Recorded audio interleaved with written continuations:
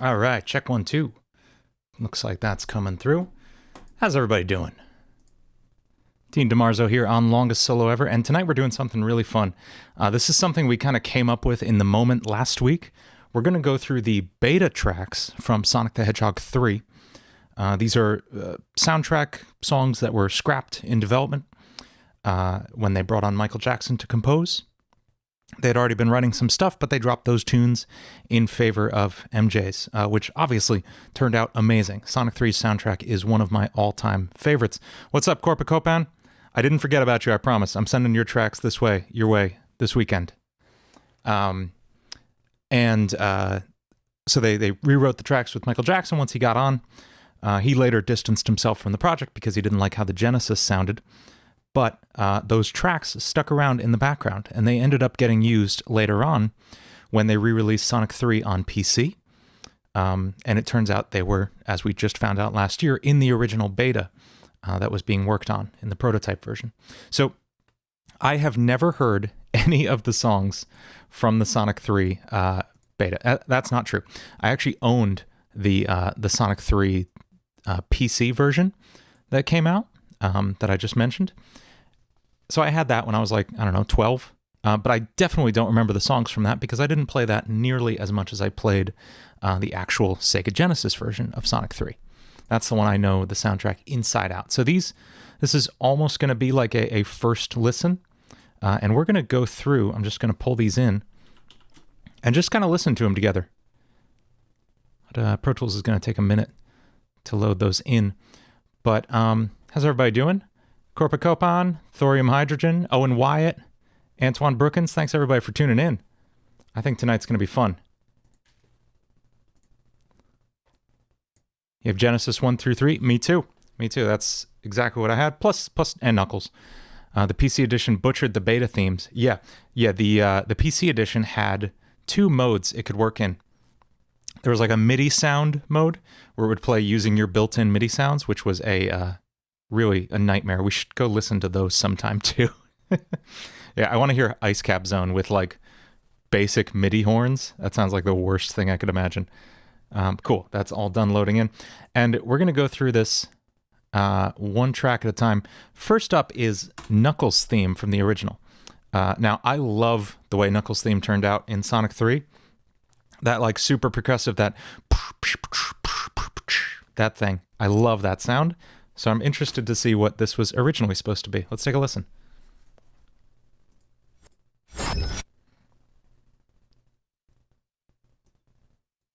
How's it going, Fernando? Thanks for tuning in from Argentina.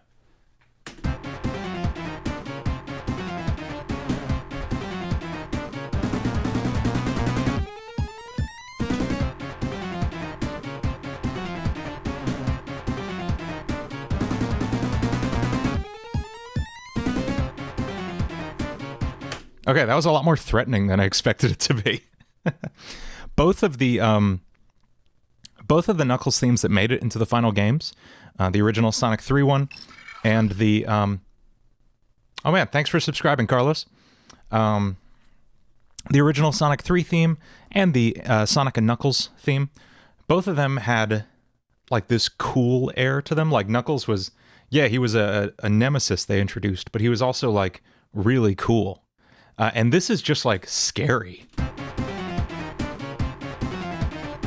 This feels more like one of Eggman's robots or something coming in than Knuckles. So I could see why they went a different direction with this one, but it's still cool. This would make a cool guitar riff. I like that.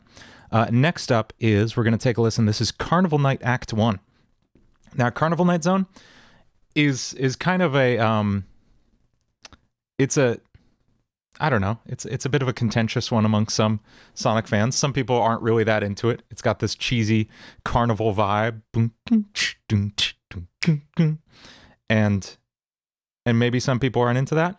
I always liked it. I always liked the ba ba ba ba ba ba ba bow thing that happens at the end, which it turns out is literally just from a Michael Jackson song, so maybe that's why. Owen, I'm just looking at the songs that are different in the beta from the actual final release, which is Knuckles' theme, Carnival Night, Act 1 and 2, Ice Cap, Act 1 and 2, Launch Base, Act 1 and 2, the credits theme, and the 2D competition mode. That's fun. And then an unused track that didn't make it into the final game. So we're going to check all those out real quick, and then pick one, and we're going to cover it tonight. We're going to just try learning it from scratch, learning it from my first listen, and then trying it out. Are the rest of the tracks in the game different as well? I'll have to check those out. Let me know. Oh, so this is, real quick, this is Carnival Night Act 1. Let's listen.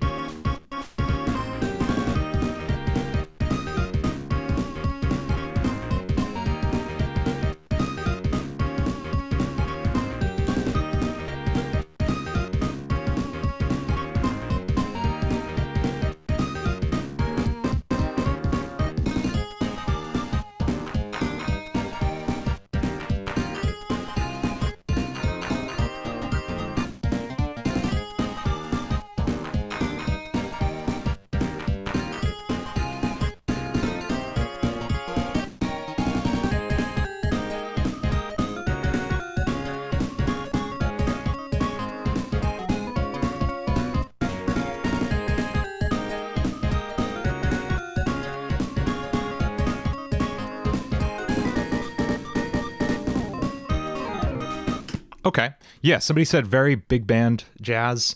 Sounds like a song from a Game Gear Sonic game. Yeah. The big band jazz thing, it feels like a callback to what's happening? Casino Night Zone from Sonic 2, which also had a very big band theme, and obviously this was the analog to that in this game. Cool. Lava Reef. Ooh, I'll check out Lava Reef. Okay, that sounds fun. Especially if you think it influenced T-Lope's remix of it in Sonic Mania. Okay, I'll check that out in a minute. Here's Act 2. Whoa.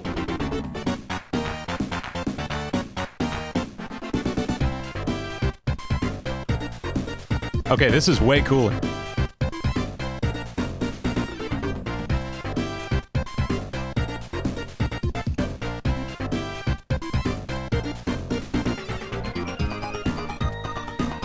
Okay, this is way better.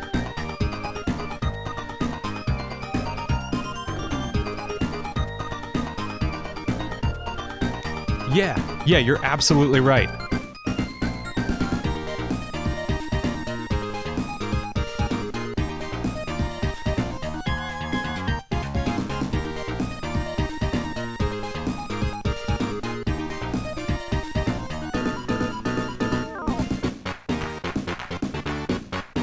Okay, yeah, Corporate Copan, you're absolutely right. This feels like it would fit more, like if you told me this was the beta version of Angel Island, I would absolutely believe you. There's definitely like some really tropical vibes in the middle of there. It is really nice. I agree, Gabriel. Deeps to the peeps. It's the Glenlivet 12 year. Yeah, this is really funky. Carnival Night, Good Future. Exactly. Let's listen to... Okay, so far, that's my favorite. Carnival 2. Whoops, not 23.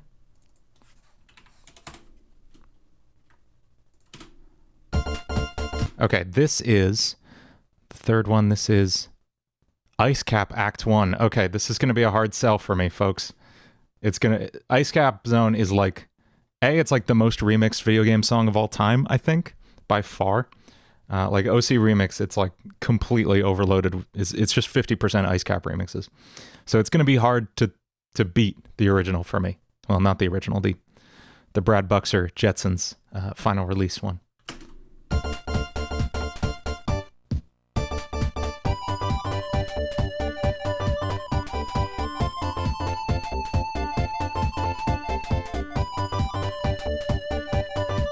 I don't know.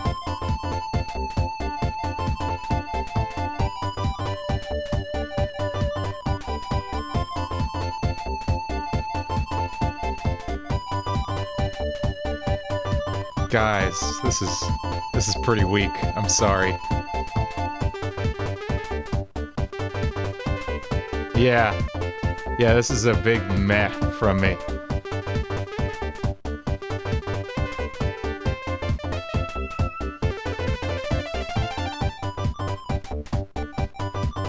Okay, real quick, I'm gonna point out what makes this song so weak. And it's not just that it's annoying, but I'm gonna pull up a piano and I'll show you exactly why this one's letting me down.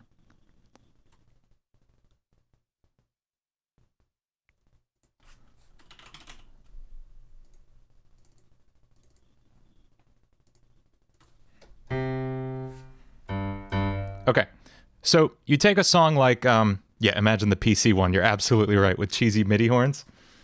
Okay, so the original had this gorgeous chord progression. I keep saying the original. The one that replaced this.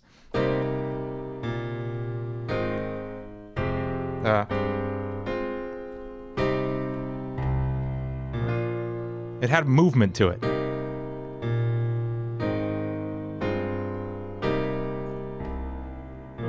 I don't actually know the chords. I'm just getting close. This one does this.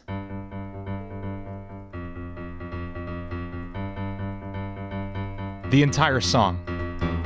That's not the only other song, the only good piece of video game music that's ever used that is let's see if I can get it.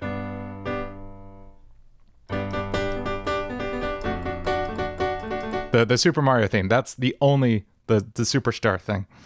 That's the only thing that comes close to making use of two chords like that. There's just no movement in that. It just goes between two chords. It's pretty weak. Yeah, man, I want to cover Ice Cap again too. I did a fun remix of it. I was messing around with like some future-based music. I did a remix of Ice Cap Zone on this channel if you want to check that out.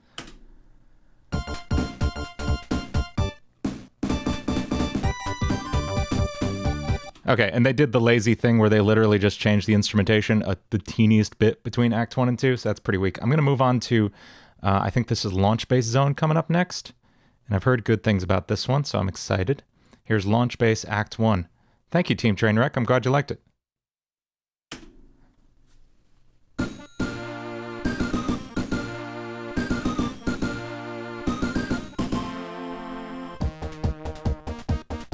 Okay. This makes sense for Launch Base Zone.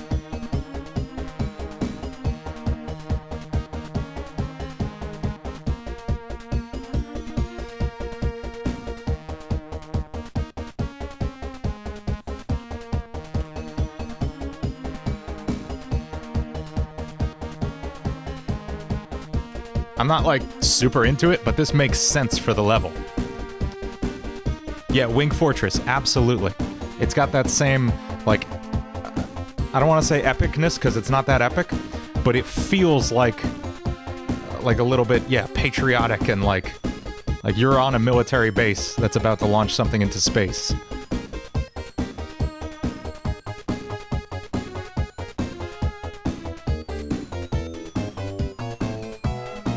That's interesting.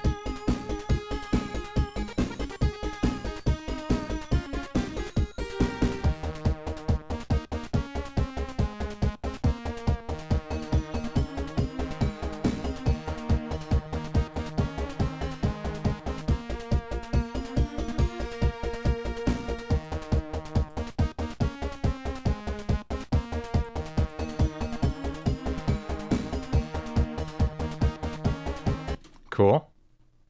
What does Act 2 sound like? Whoa, that's different.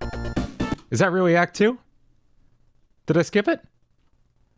Hang on, 11 minutes. Okay, apparently that's Act 2.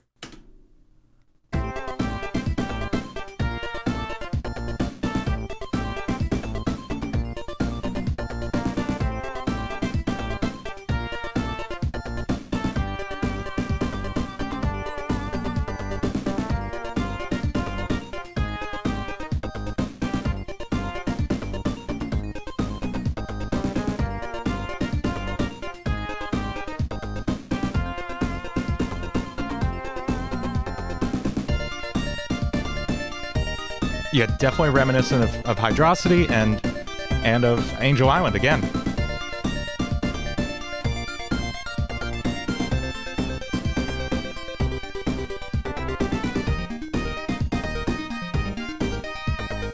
Yeah, I hear that theme coming back. That's cool.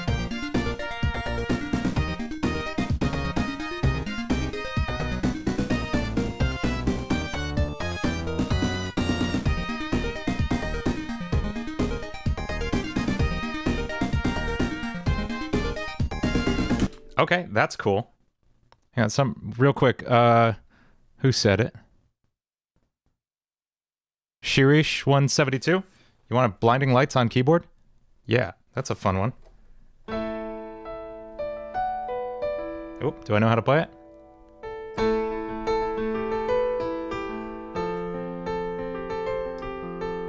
it? Maybe not.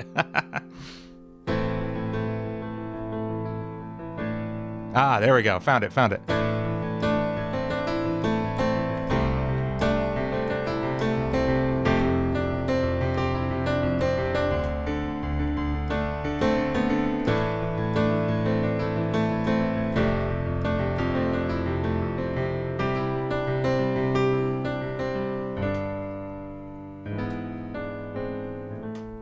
That's a fun one.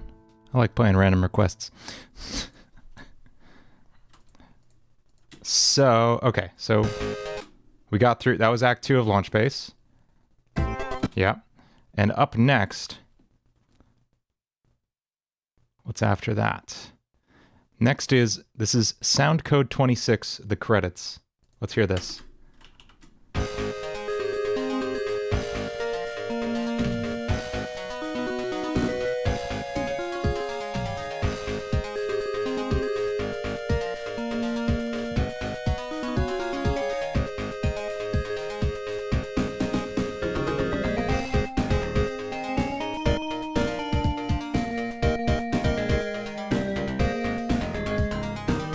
Yeah, this is nice.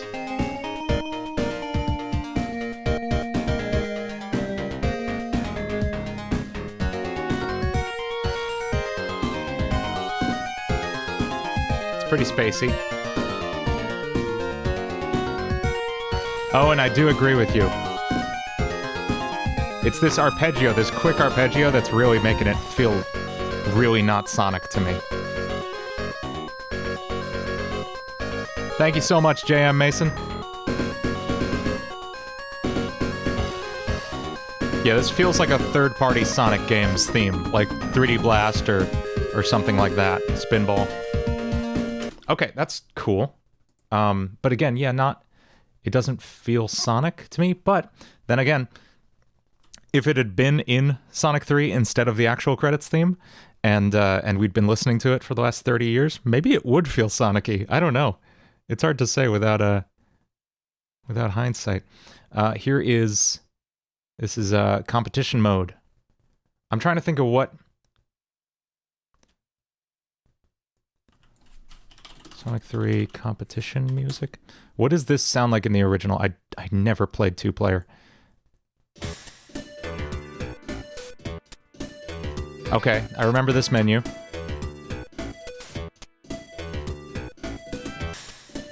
Is that what that's intended to replace? Let's listen.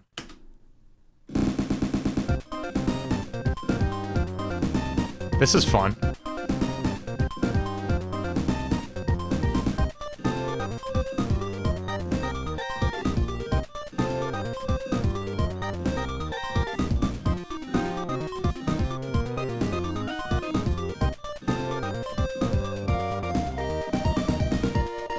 Very jazzy. Yeah, Hydrocity Zone. Ooh.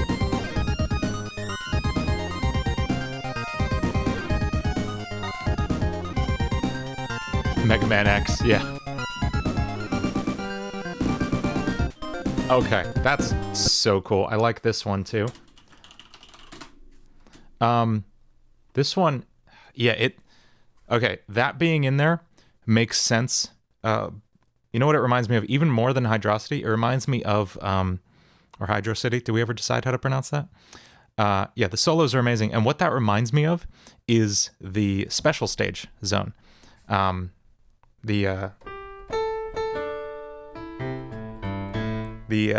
it go? Find my sustain pedal. That one.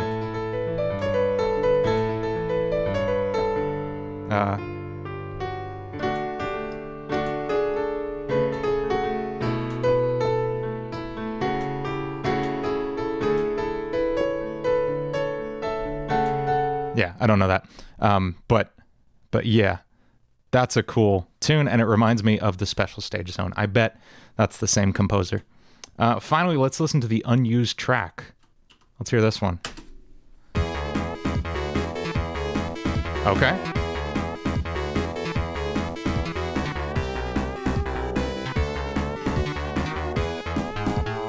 I feel like this also could have been Launch Base Zone. Or Supersonic. Maybe like a Death Egg theme too, if they were planning a Death Egg level for the first game.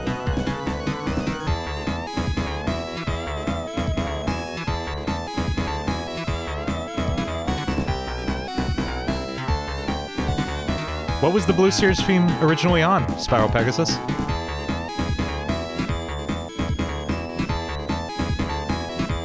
Or what was originally there? It is too upbeat for Death Egg, but like, so is the actual Death Egg theme.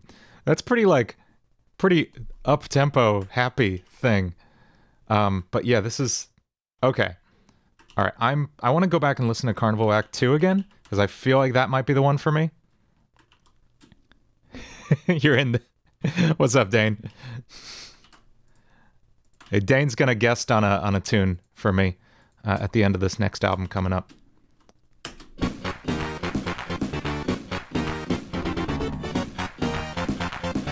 Wait, that theme was in Sega Sonic the Hedgehog? Okay, Sega Sonic the Hedgehog is the weirdest thing that's happened. It was a 3-player co-op arcade game where you, instead of moving a joystick or anything, you had a trackball that you rolled, and Sonic or who else was in that? There was a beaver of some kind and Mighty the Armadillo, I think. And they would run around and do this. Hang on, I gotta hear that. Sega Sonic Hedgehog Sonic 3 Special Stage.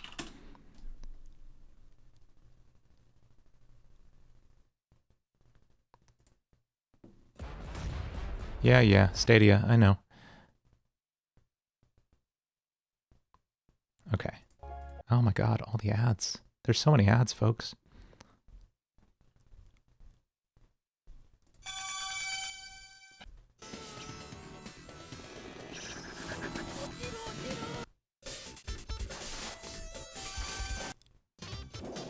I'm just skipping through it. Ray the Flying Squirrel, thank you. What'd I say, a beaver of some kind? I'm sorry.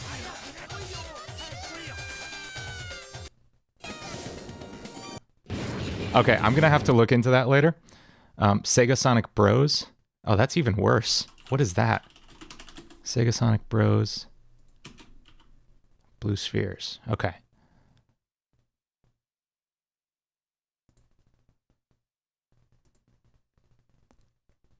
Yeah, the Japanese voice acting is weird. Okay, let's listen to this one.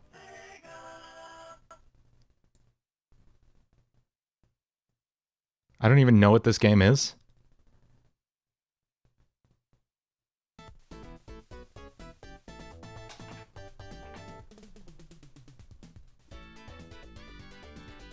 Yeah, that's just the special stage. Okay. I was maybe hoping to be like different instruments or something, but no. Okay.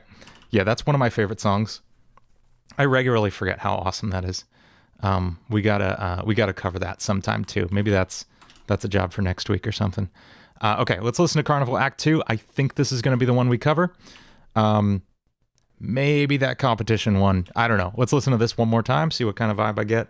It's either this, Launch Base 2, or the competition theme. I feel like it's going to be one of the Act 2s, though, because those are really cool.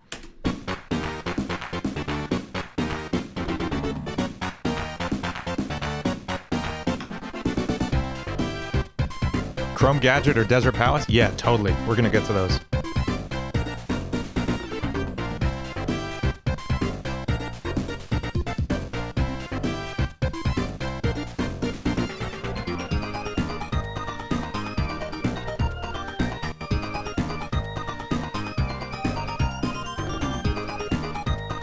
Knuckles beta theme? We'll hit that up too. We'll hit that. That's so short, we can hit that up.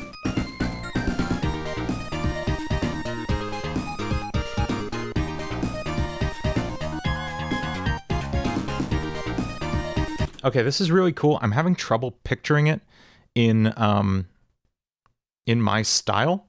This might work better in like a Green Hill Funk kind of style, which we can do today too, totally. I was just expecting something I could do in more metal. Diego, it's Glenlivet 12-year. Okay, let me hear Launch Bass 2 again. Oh, that's the credits. Here, Launch Bass 2. Come back, camera. Thank you.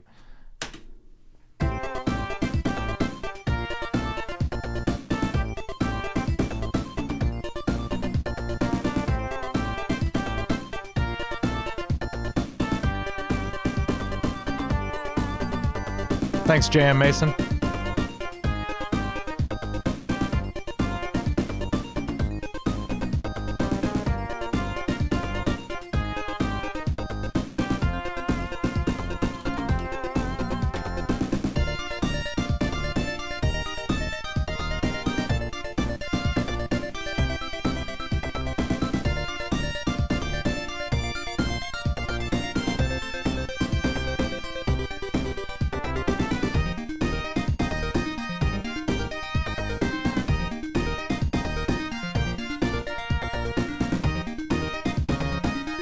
Oh, and Nico, yeah, I'm definitely gonna check those out too.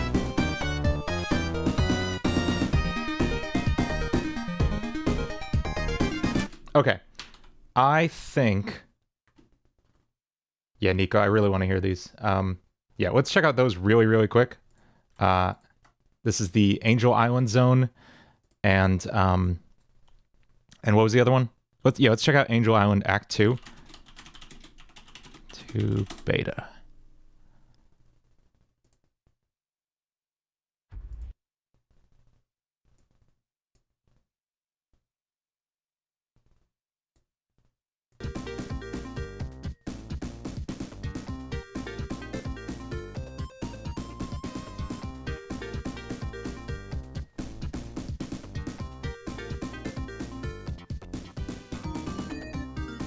That is different.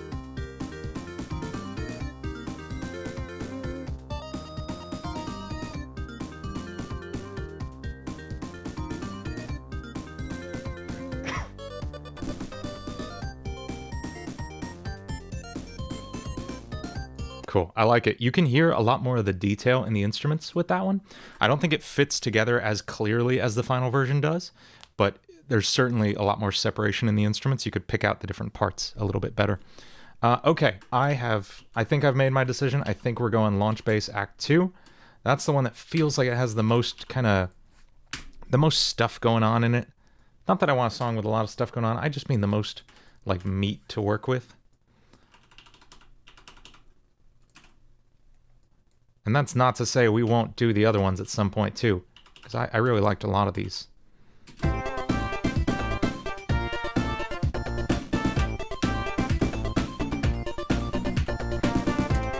Cool.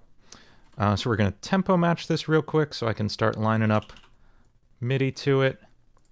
And then we'll see where this arrangement goes. Usually I have like a week or two to get in my head how this is going to go down, what style I want to take it in. And you guys, I mean, I literally just heard this for the first time. Definitely for the first time, because there's no chance I got to the Launch Bass Zone on that PC version. So I really don't know where it's going to go. If anybody has like any kind of stylistic direction they hear it going in, let me know. How long does it take to make a usual cover like this? I'd say my like fully fledged covers that I do for the channel usually take about 2 weeks of constant work, including editing the video and everything. But if you see these live streams, I can usually get like 80% of the picture done. Did I get stuck at the barrel on Carnival Night Zone? No, I figured that one out. I got that. But I can get like 80% of the way there usually in these like 3 hours we spend on this. So I bet we get a good portion of this cover out, and then the rest is usually me figuring out where to put the solo section and how to end the song. I have a really hard time ending songs that are built to be endless loops, you know?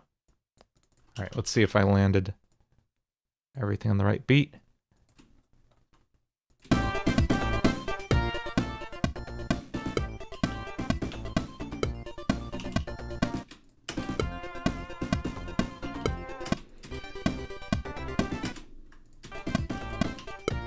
Okay, cool. Next thing we're gonna do, we're gonna turn this up to like super speed. Gotta go fast. And I'm just gonna mark out the sections so I know where everything happens. Project Chaos, yeah, that was an OC remix album, right? Of all like remixes of these tunes. Yeah, it's awesome. Of course it's awesome.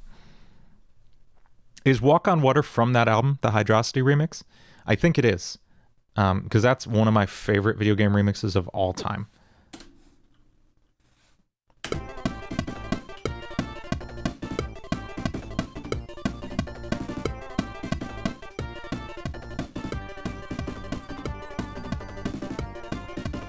Yeah, House the Great is amazing.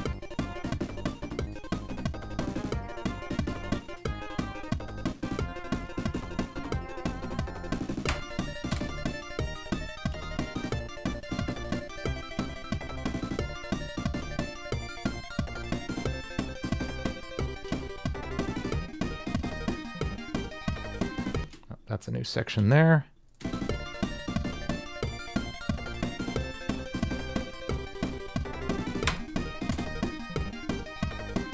I'm just marking these out with little markers here. 6/2 sounds will do.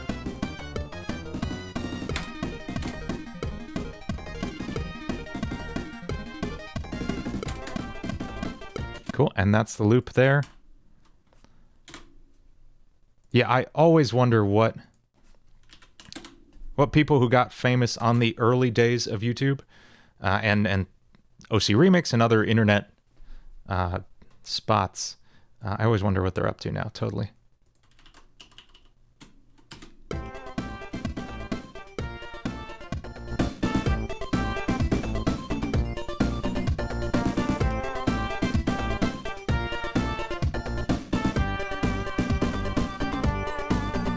Okay, so first instinct right off the bat is to take this up tempo a little bit.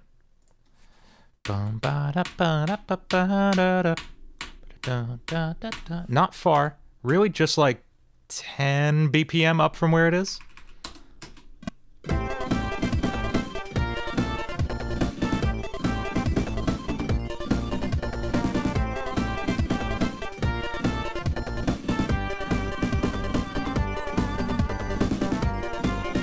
You said it sounds like Chrome Gadget? Let me listen to Chrome Gadget real quick.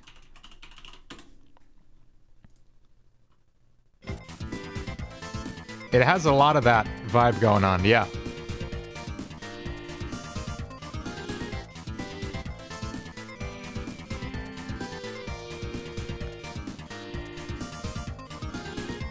Man, the competition zones are so underrated. I never played the competition mode, because when these games were out, I was an only child. My sister wasn't born until I was like 6. So I never played these with anybody. But yeah, there's good tunes in them.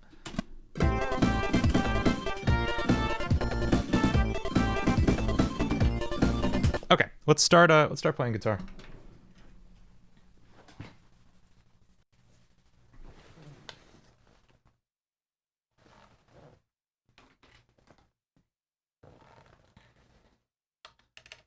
It's like early Escape from the City. Yes. Endless Mine? Which one is that?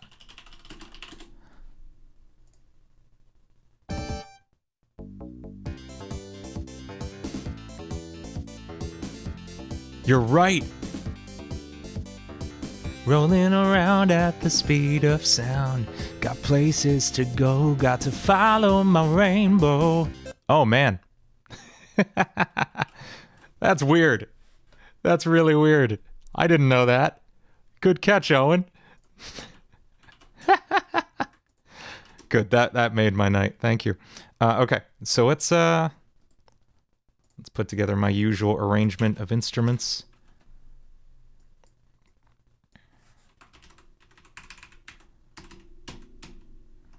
We'll do 2 stereo tracks, 4 mono, another 4 mono for the leads, and then a master fader. Start simple. Something I haven't done that I absolutely should be doing, and you should be doing, and not emulating me, is make a template for your mixes.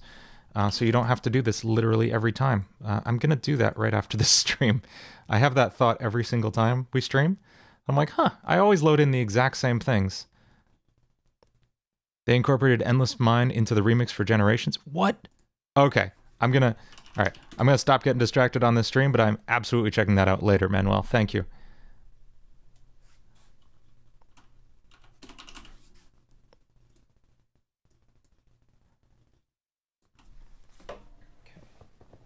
Lost my pick. Okay.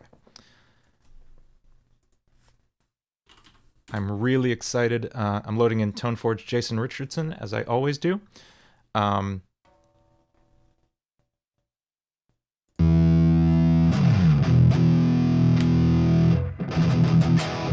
What's up, Christopher's Voyage?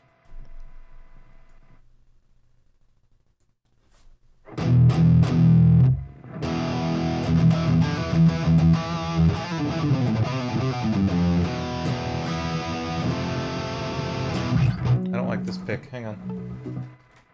Here's another one. My floor is a graveyard of picks. Here's one. Okay. So, I'm using ToneForge Jason Richardson. How's it going? Metal him up? E1, M1? Okay, one second. ToneForge Jason Richardson is my go-to amp sim. And I'm so excited because literally today, JST, the company that makes this, announced they're adding... I'll show you why this is cool. They're adding the ability to blend 2 different cab simulators together. Not that I ever got too into the whole IR simulator thing, but cabs are like your entire tone. Lionel, thank you so much. How's it going, Lionel Washington?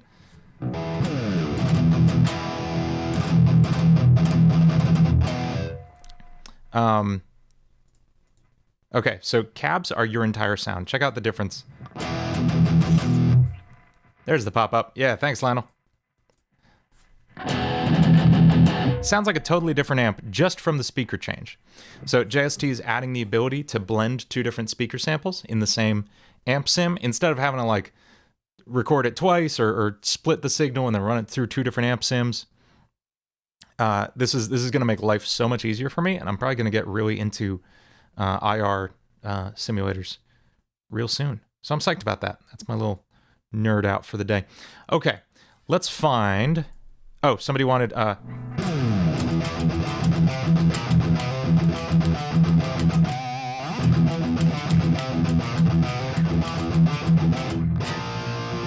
And then the tappy thing.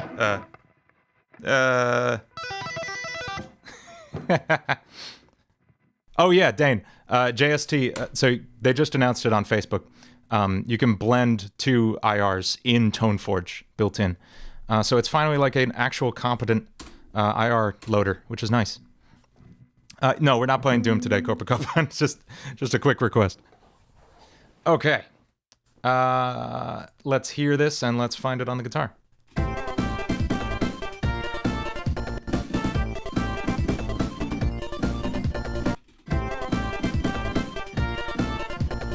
Bum bum bum ba dum bum bum ba dum.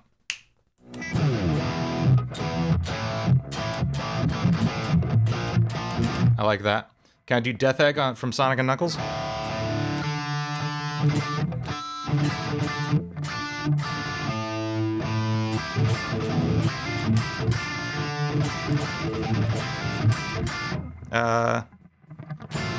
Oh. It's been a while since I played this. There it is.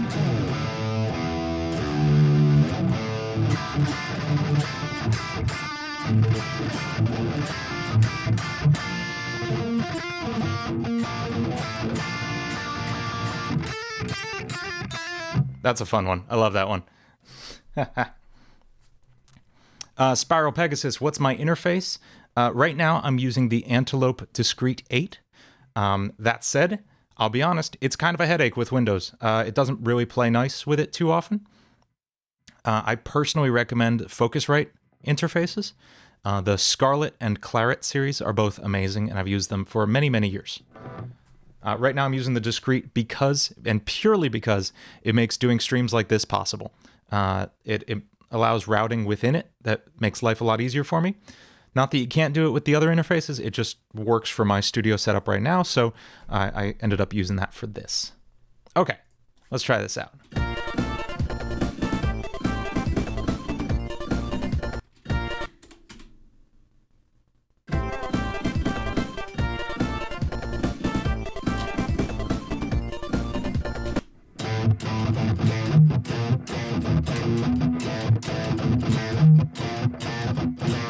Okay, that's straightforward.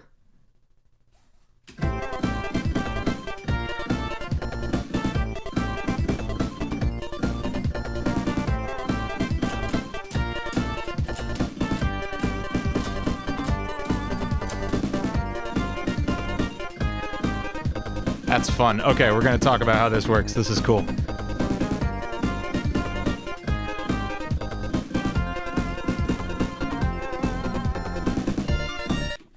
Cool. Yeah, interfaces, I mean, honestly, these days, they all work. They all work great. It's just personal preference. I've had good luck with Focusrite gear over the years, so I can't complain about it. I had a Sapphire for like 10 years before I got the Scarlet. I don't think they make the Sapphire anymore. It was a Firewire interface. But yeah, it was good. This is Act 2 of the beta launch base zone. Good ear, Manuel. Exactly.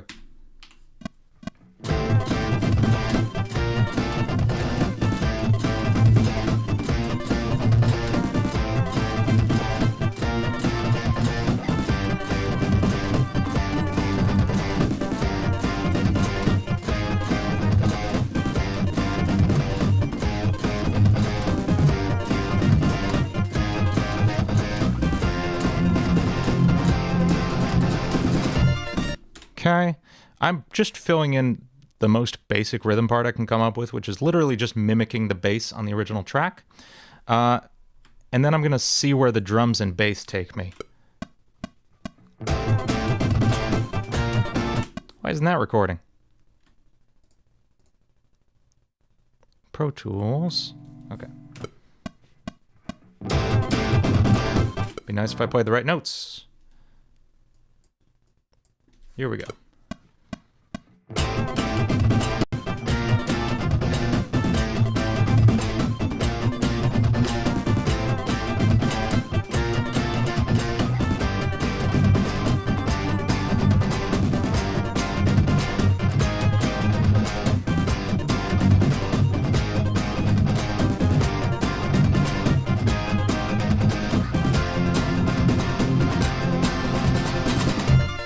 Cool. This is such a cool chord progression. We play this chord progression, which is just A and then B flat. So just going up and then back down a fret.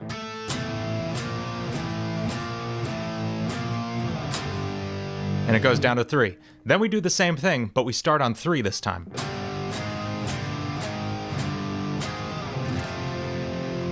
So it's this really cool, like, it's a way to move the song forward in an exciting way, but still be familiar and still reusing, still repeating something, which is really fun.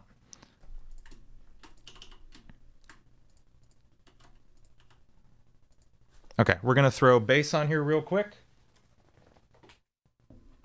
And I'm actually going to do something I never do. I'm just going to play the bass part. Where do I put my guitar? Hang on.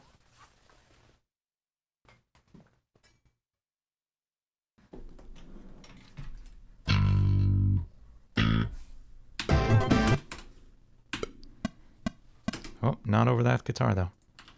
And yes, Nico Switch, this is Pro Tools. whatever the current version is, Pro Tools 2020.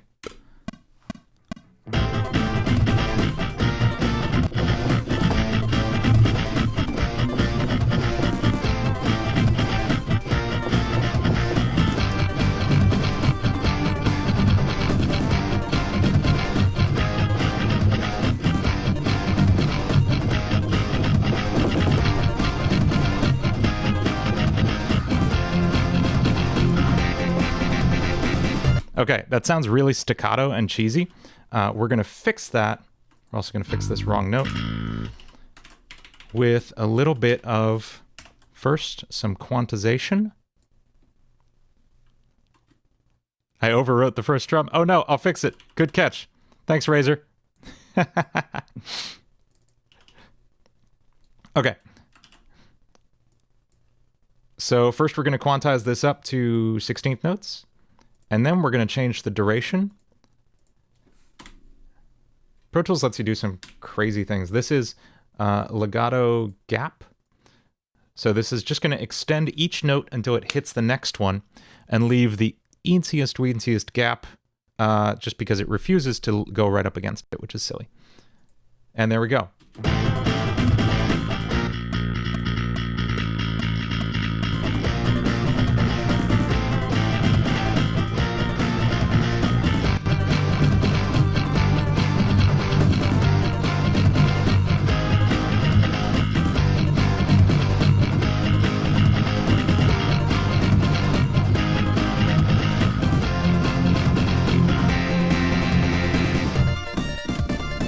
Cool.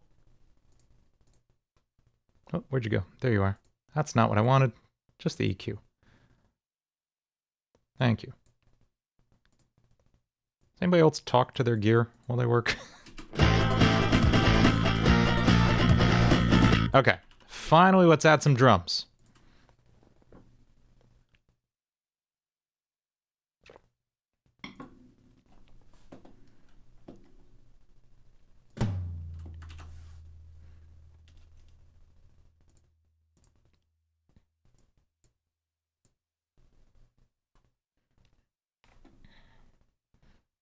If you see Dane in the chat, he's also the DM in my weekly D&D group.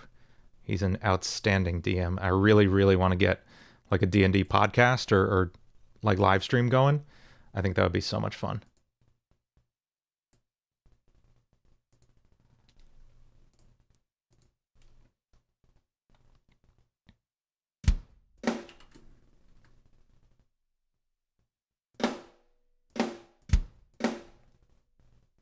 Program some drums in here. Yes, buttering up the DM. Please do not kill me.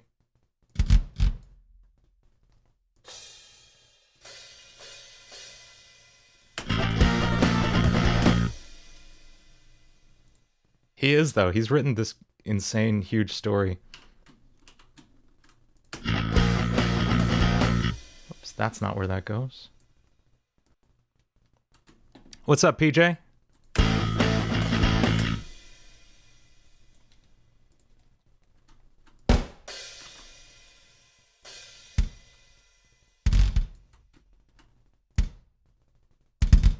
Okay, we're trying like some heavy, funky drums here.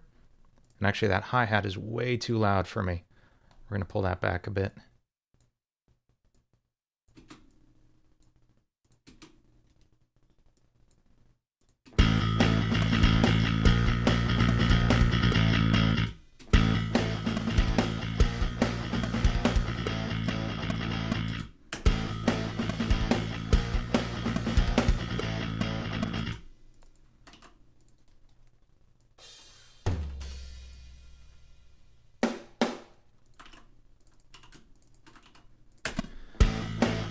Yes, hi Dane.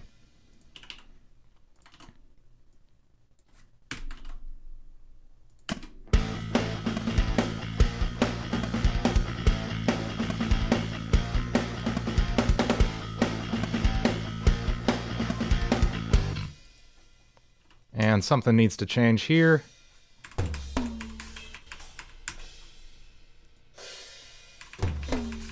Take it to the ride bell for this one.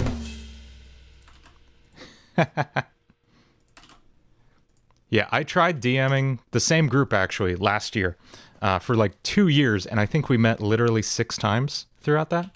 And DMing is really, really, really hard, and I legitimately have no idea how he comes up with enough content for us to play every single week.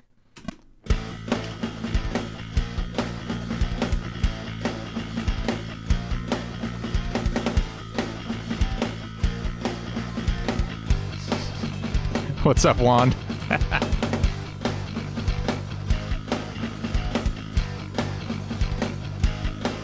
How's it going, Carlos?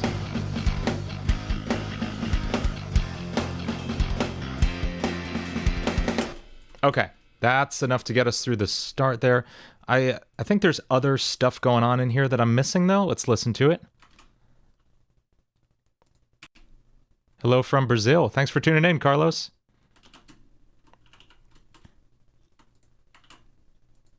Yeah, I'm sure I would have gotten the hang of it if we'd met more than once every, like, 6 months. I did have a really great Christmas session, though, where we fought Santa Claus. It was very good. You guys did end up burning down the entire forest, and I imagine ruining Christmas. No, I'm not going to Brazil. Carlos is in Brazil, and I'm saying hello to him. I'm staying here.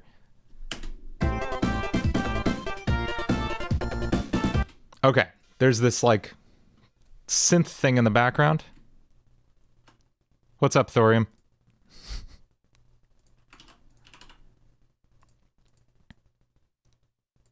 Nobody.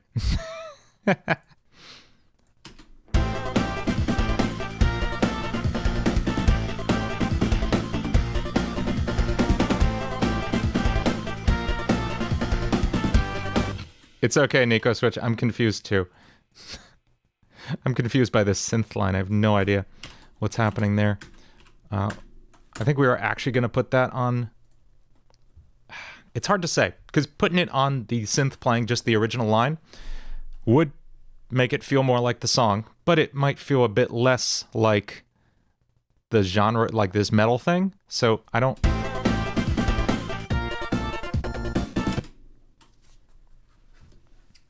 Maybe it gets simplified a little bit.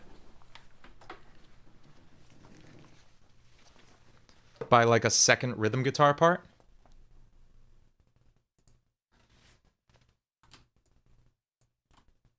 Yeah, that's exactly what I was going to do, Corpacopon.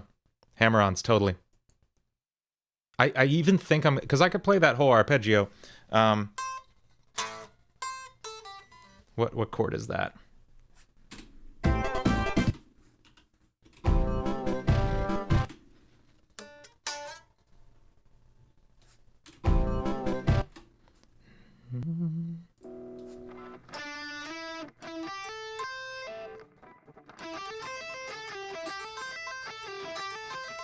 Like, we could do that, but I don't know. That's going to be so busy. So how about, so it's an A minor chord, A minor 7, Vaporwave Carnival Night. We'll get to we'll try that.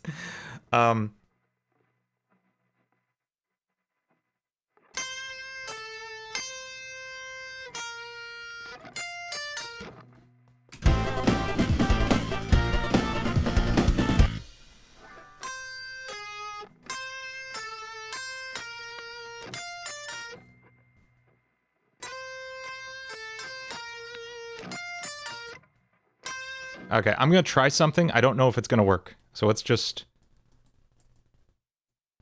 cut me some slack on this one. Let's try.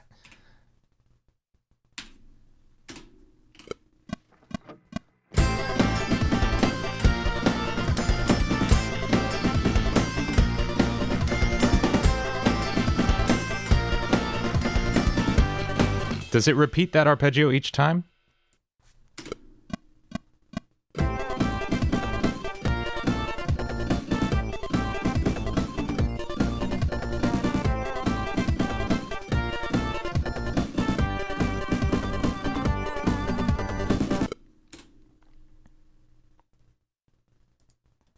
Double the note for the second. That's the Pokemon battle theme. It's funny you say that. So I'm working on something. Not this, but something. Double the note for the second section. What do you mean, Corporate Copan? Throw in a single measure of Green Hill for fun. Just, yeah.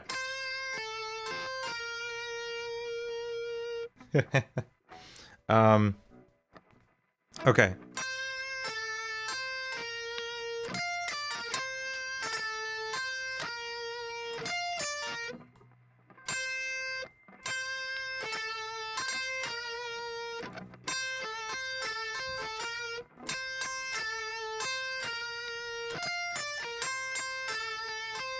I'm definitely planning to harmonize it. Yeah, let me try this. I think I get what you're going at.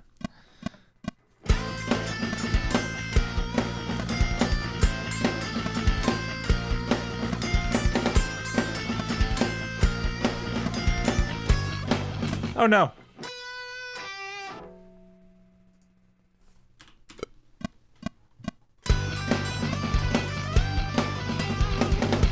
Okay. And now I'm going to harmonize that and just see if it's, like, terrible. I don't know yet.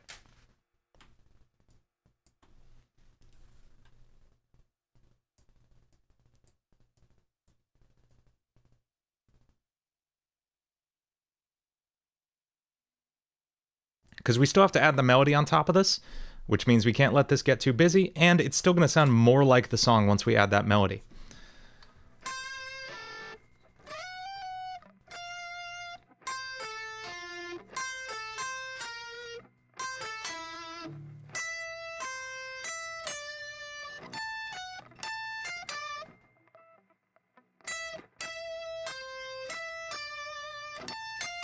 Okay.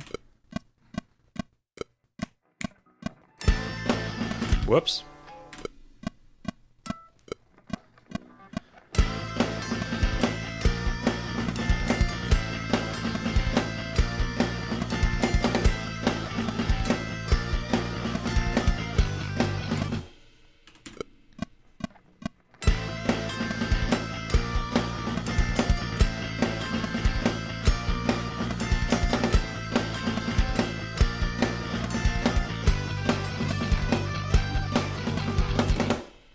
Okay, but this time actually harmonize it.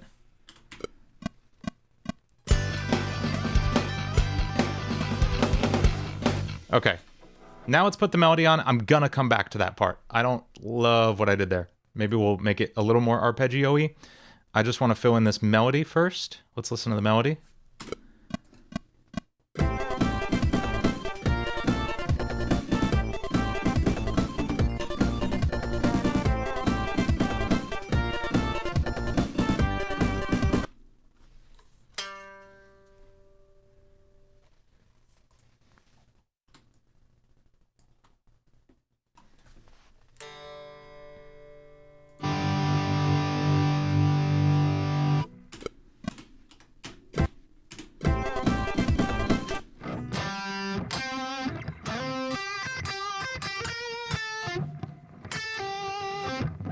Does it just stop halfway through that line?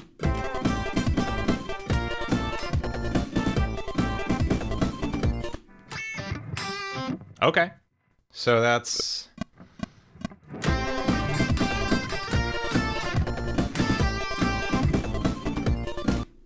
It's a really simple line.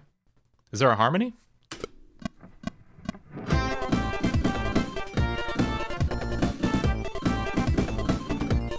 I don't think so. Maybe we just do that in octaves?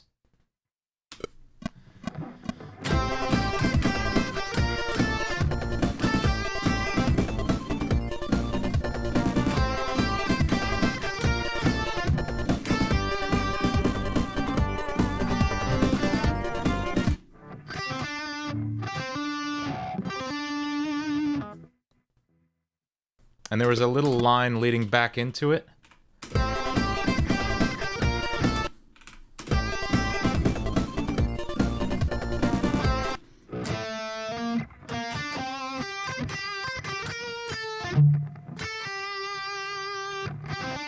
Thanks so much, Chris Panda. All right, let's put this into the thing.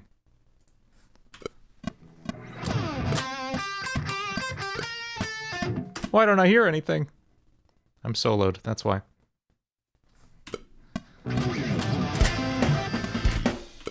Ah.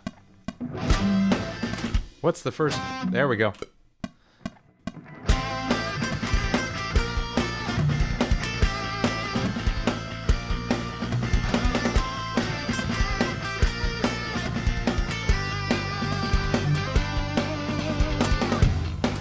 Okay, that's a start. Let's do the same. Let's double that track up. Just to kind of fill out the lead sound a little bit.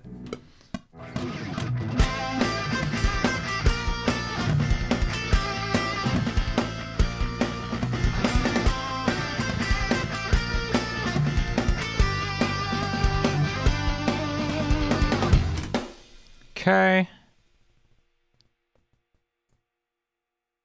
Funky wah-wah guitar? You're not wrong. You're absolutely not wrong, and I do love funky wah-wah guitar. Maybe we'll add some. Thanks, Bingus Dingus. Thanks for making me say Bingus Dingus.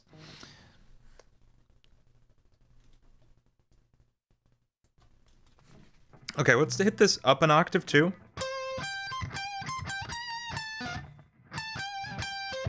Just to brighten it up a little bit.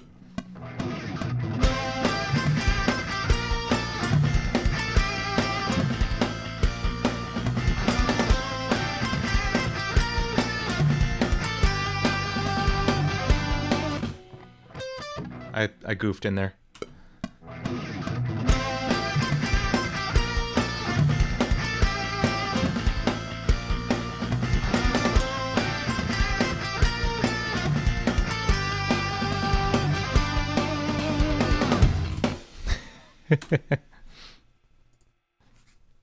I'm not saying that out loud, Team Trainwreck.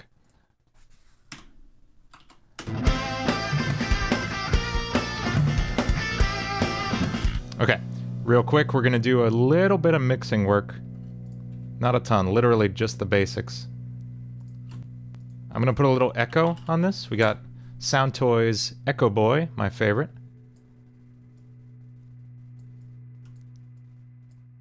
Big Chungus.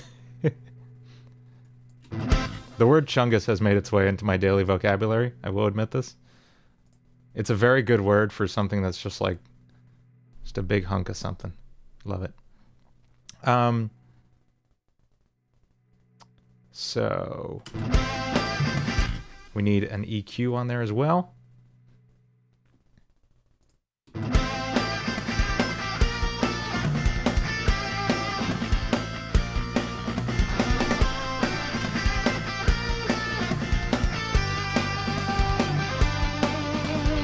Okay, are we even in the same department as the original? Let's listen.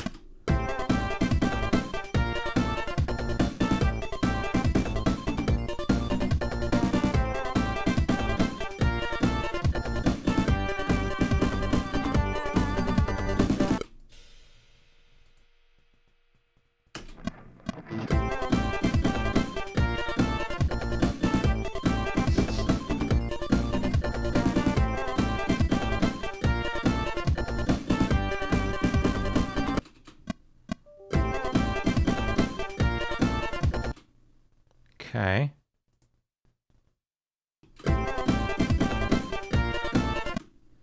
Now I'm hearing it, I really do kind of want to play those arpeggios.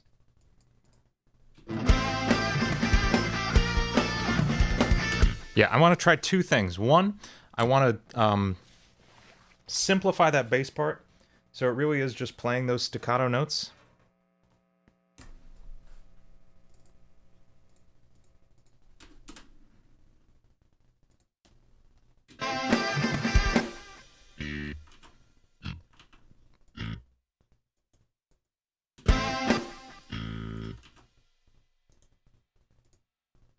Oh, thanks, Owen.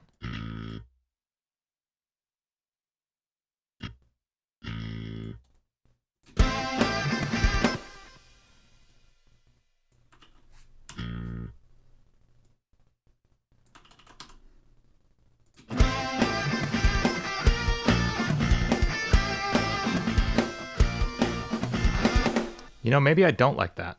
Let's compare. So that was with just playing like bop, bop, bop, like in the original. And here's with full bass notes all the way through.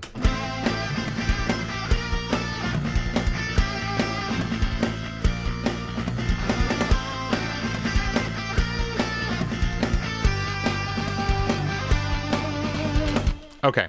No, I do like it with the long bass notes, and I think I've figured out what I want these two tracks to do. Let's name these tracks real quick, folks. We got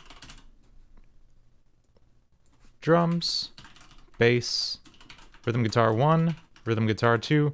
We'll call this ARP guitar 1 and ARP guitar 2 because these are playing little arpeggios in the background. That's over all the rhythm guitars.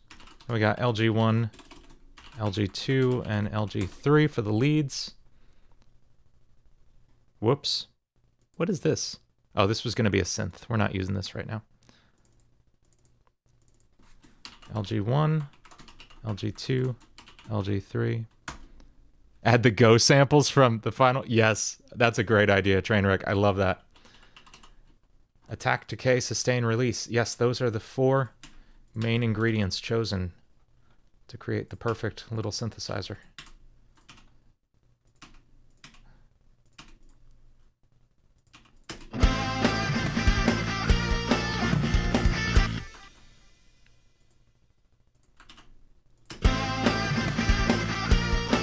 Yeah, I would like that. You're right.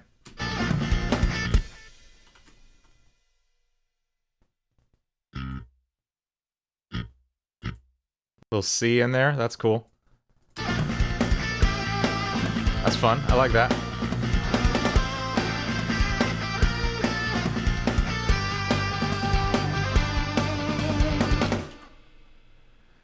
Slap bass in here? Do I have a bass? Yes. Here's one. Can I go that low on this one?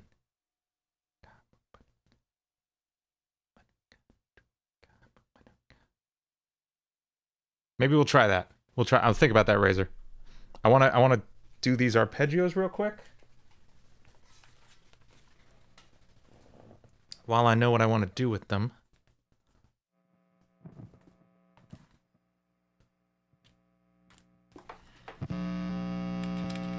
Ah, there we go. Okay, so this is gonna be it's gonna play this little fake thing that I made up for the first 2 rounds.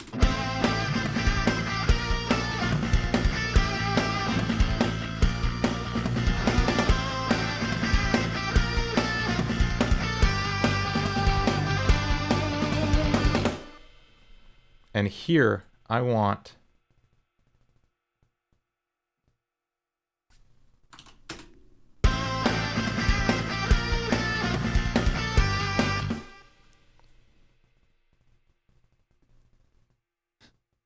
What are you sending me, Chris Panda?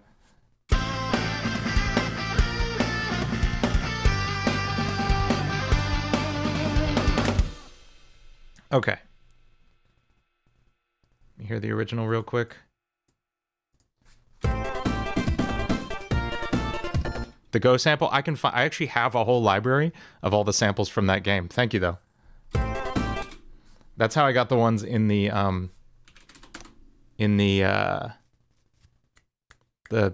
Ice Cap Zone remix I did. I used all...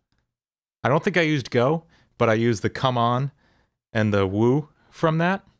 And I also used those in my Mini Boss cover. Yeah, I have those samples. Thank you, though, Chris Panda.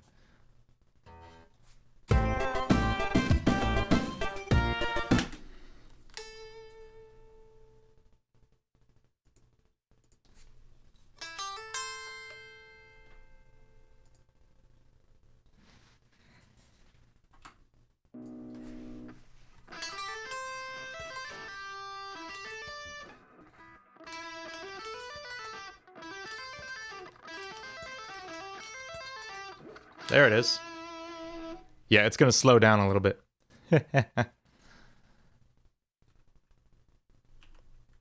Just while I learn how to play this part.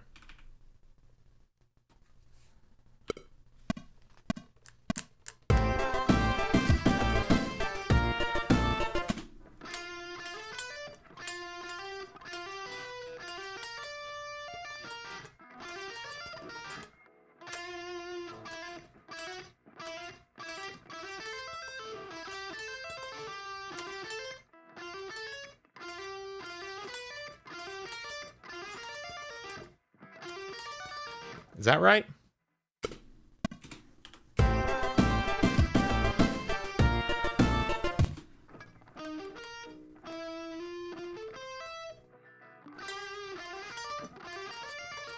I think that's right.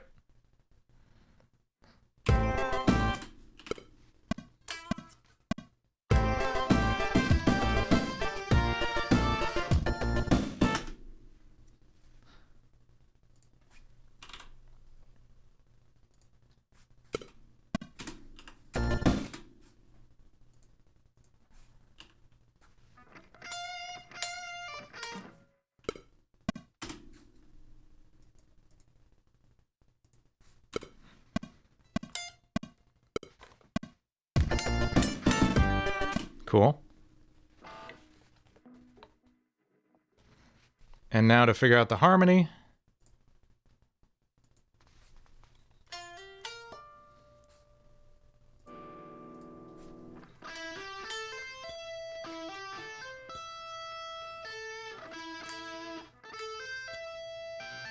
There it is.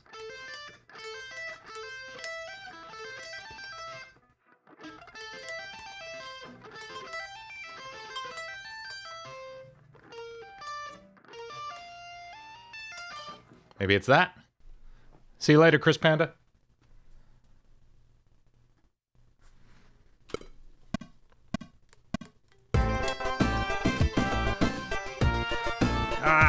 Okay, let's hit that second half. I don't care if I can literally play this right now, because I can practice this a million times before I shoot the actual video. I just want to get it down into Pro Tools.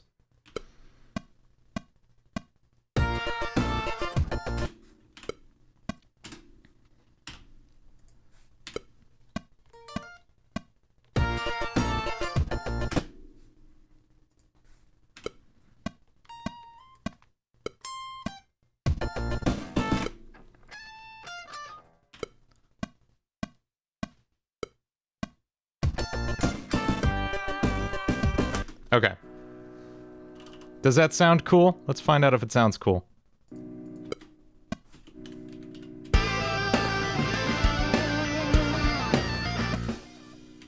I don't know if it sounds cool yet. Was all that for nothing?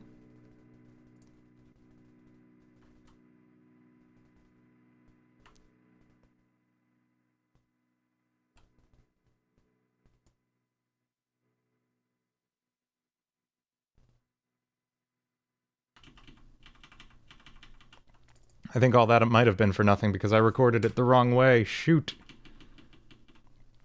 Okay, I had to turn all these into polyphonic ticks. Yes, I agree. Sweeps with tapping always sound cool. Go check out Dane's band Black Lotus. It's 50% chugs, 50% sweeps with tapping, and it's all very good.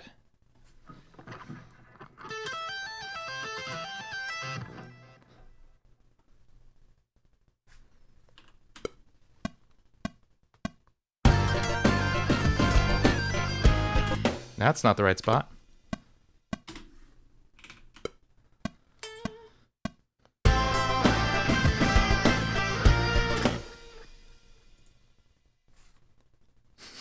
Yes.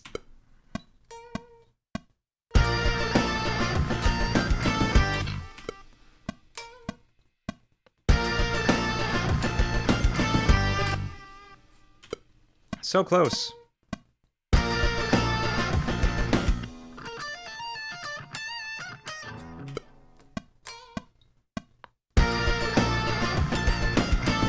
There it is, thank goodness.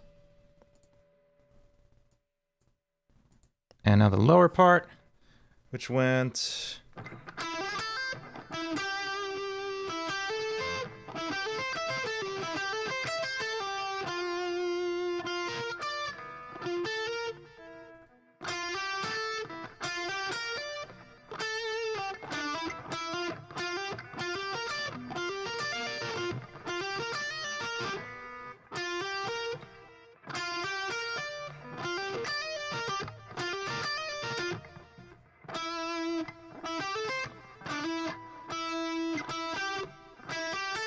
Okay, I think I've got it.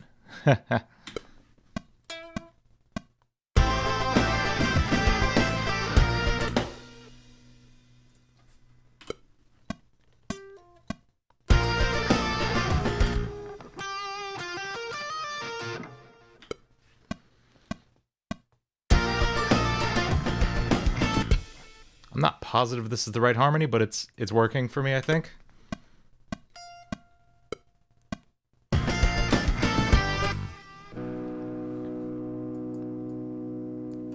Do you ever feel like doing loads of harmonies? Yes, especially with vocals. I will put like literally 30 vocal tracks in there doing harmonies.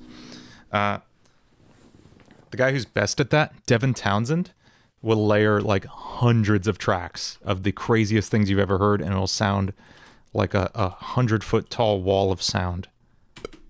Go check out his new song, Genesis. I guess it's not that new, but one of his newest singles, Genesis, is absolutely incredible. Devin Townsend. Yeah, heavy Devi. Hell yeah.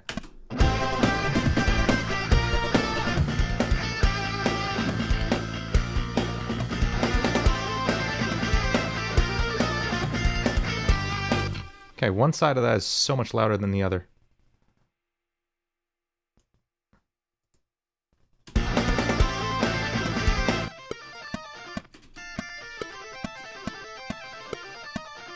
Cool. That actually came out really cool. I like that.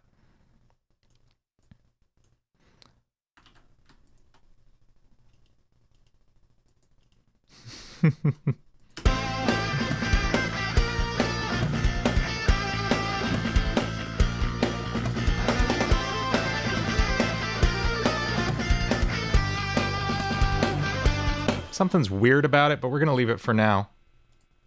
What's this other lick?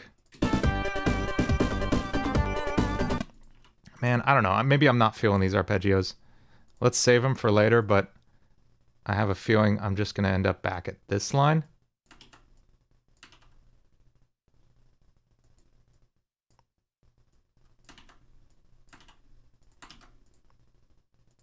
Yeah, I agree, Dane.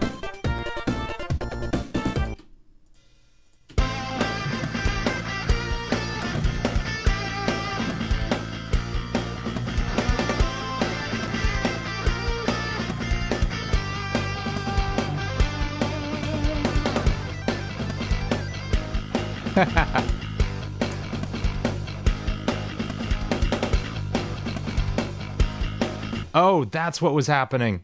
Oh, maybe we can save it. Maybe we can save it, folks. Hang on. I had accidentally recorded the extra lead part. Man, that's me pushing the record button when I shouldn't be. Okay, that's so much less overpowering.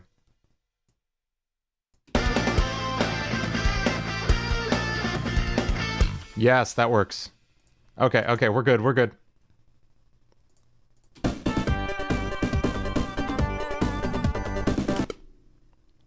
Okay, we're slowing this down to super slow speed. Gotta go slow.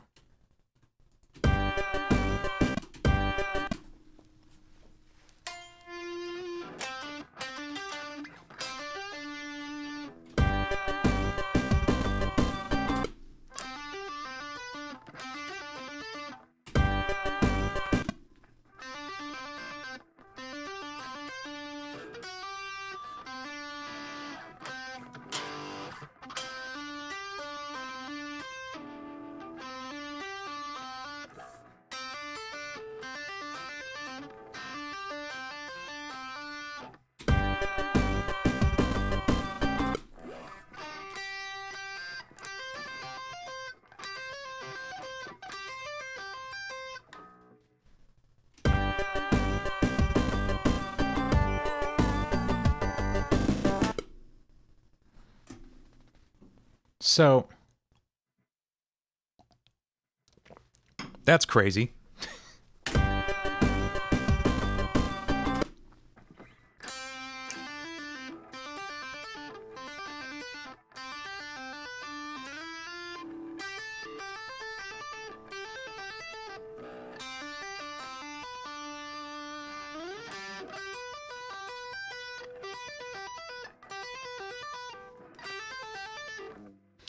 Huh. I'm trying to think of some way I can get the same effect, get the same, like, theme of it, the feel, without actually having to play some insane arpeggios for a background part. That's just not worth it, right?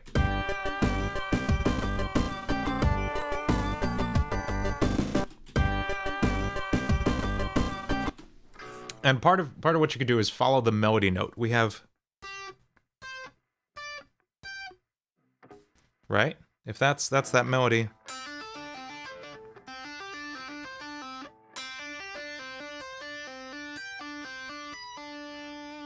Does that work? I think it might.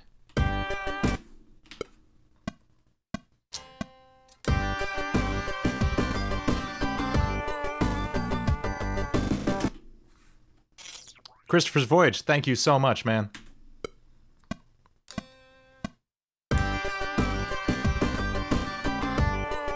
And then we change arpeggios for this next one, which goes...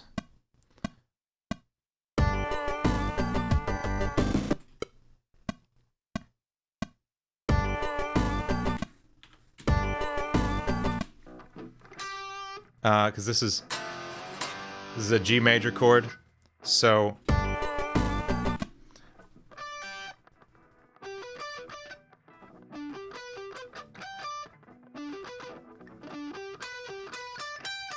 just kind of arpeggiating up that G chord. There it is.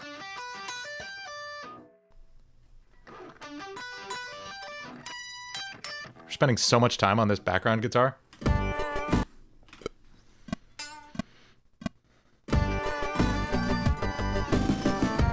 There it is.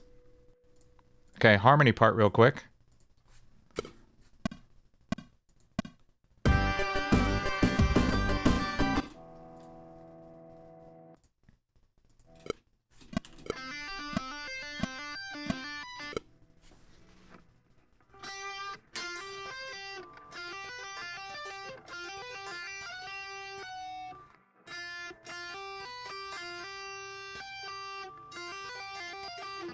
Let's try. Let's just guess.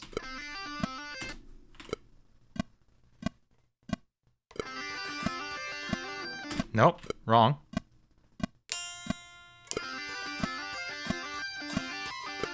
Okay. Getting closer. I'm going to slow it down just a little bit. Help my chances.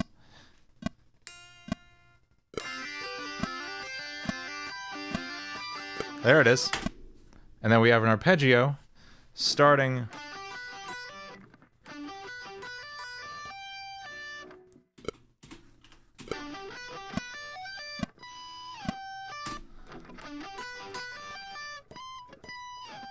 So we need to do the next interval up.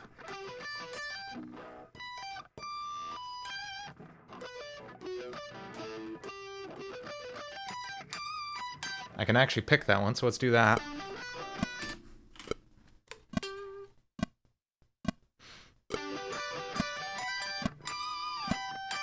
I can do better than that. One more.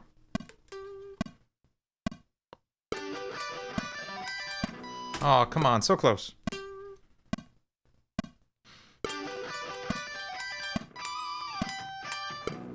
Okay. Good. We will clean those up later. This is just a sketch.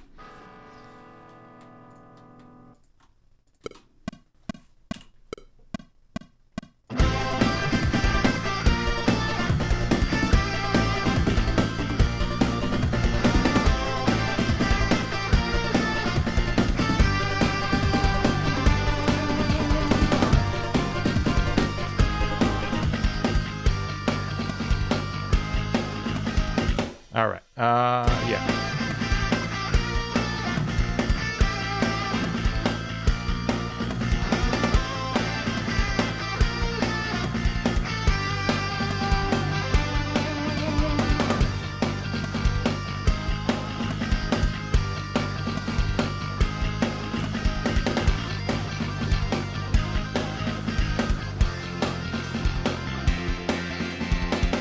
Yeah, that's in the right department. What does the melody do for the second half? Thanks, Spyro Pegasus. This takes me so much longer because I don't know this song. I mean, what was the last track we did on here? Shoot, what was it? There was the Sonic CD tune, which I'd heard a million times. There's so many songs that I've been listening to for like 25 years. This is one that's totally fresh, so you're seeing me kind of interpret it as it goes in to my brain, and it takes a while.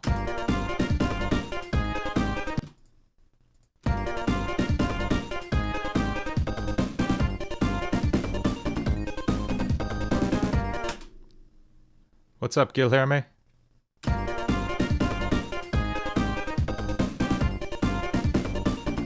How's it going, Franco Arts? Thanks for tuning in.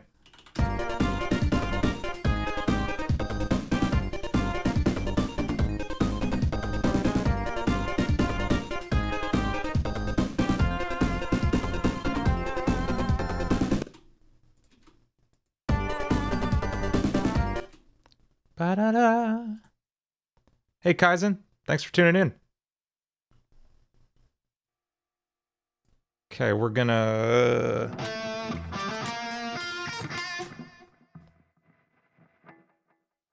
Every half hour on the hour, camera turns off because it's cursed.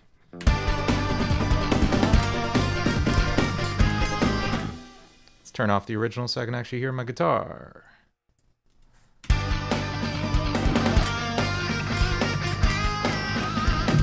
Yeah, let's start like putting some feeling into this guitar part. Yeah, let's try this. I gotta sit funny so you can see my guitar. There we go.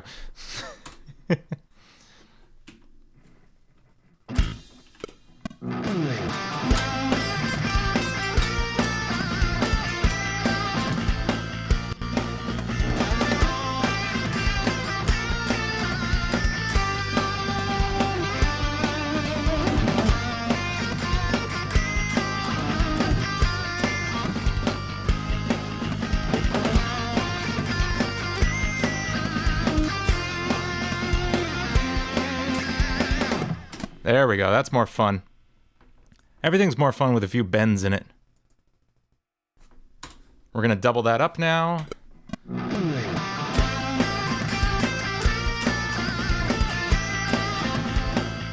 Huh. Be nice if I remembered what I did.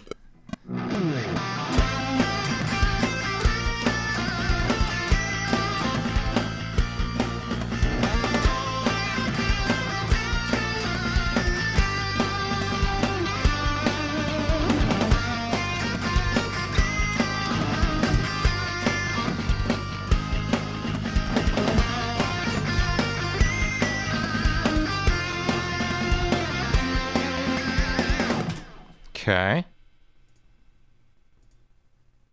Maybe it doesn't need the higher octave? I don't know. Let's see.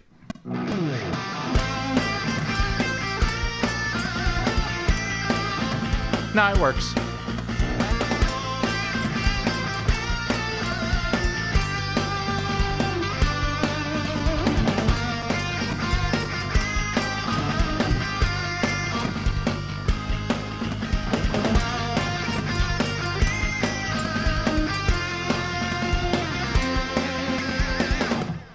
Cool. All right, where do we go next?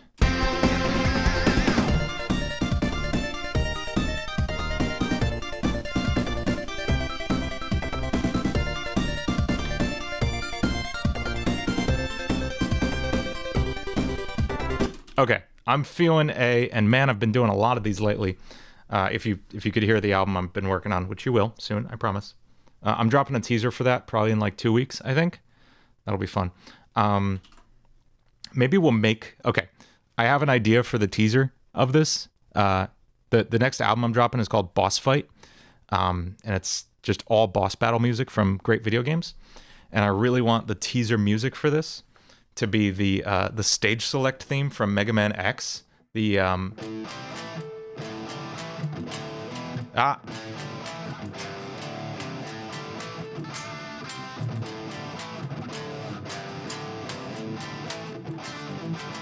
That sound, but as like a Mick Gordon Doom style thing. It's gonna be really, really fun. It'll make sense once you see like the album cover and stuff. I think it's gonna be really fun. So like Mega Man X stage select via Mick Gordon, Egg Dragoon, maybe. I'm sorry, Egg Dragoon isn't on it, but something equally awesome and equally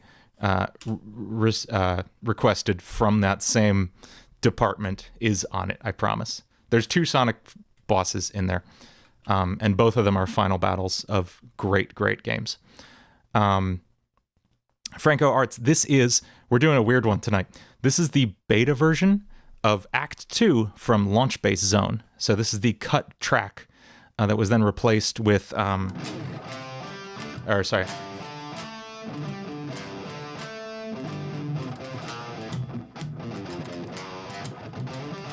with that one in Sonic 3. So this is the beta version of Launch Bass Act 2. So next week, I think we're gonna try to make that next week is the like gent version of Mega Man X's Stage Select, which is ironic because unfortunately there's no Mega Man X music on it.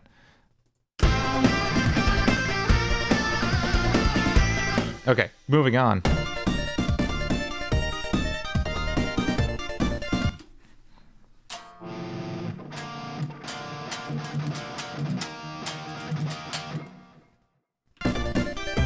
Okay, what are these chords?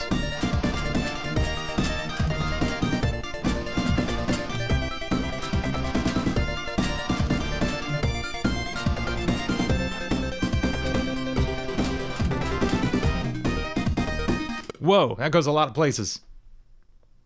Okay.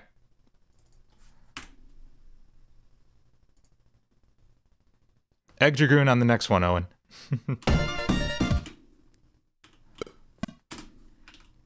Yeah, Franco, if you watch the replay of this, we listened to every song from the cut versions of these songs and picked one that we liked the best. I ended up picking this one, although there were some close runners-up. Casino Act 2 is pretty cool, and the competition, like, two-player stage music is pretty cool, too.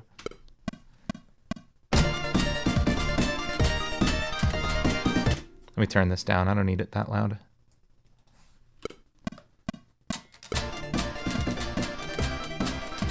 Whoa. Okay.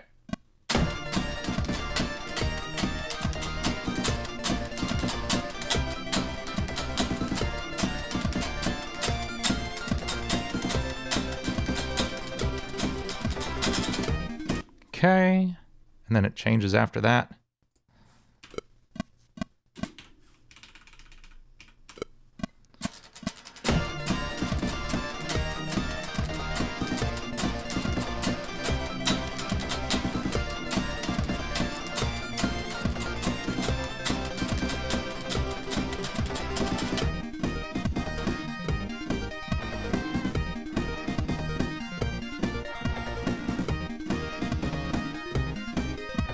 Oh, that's such a cool line.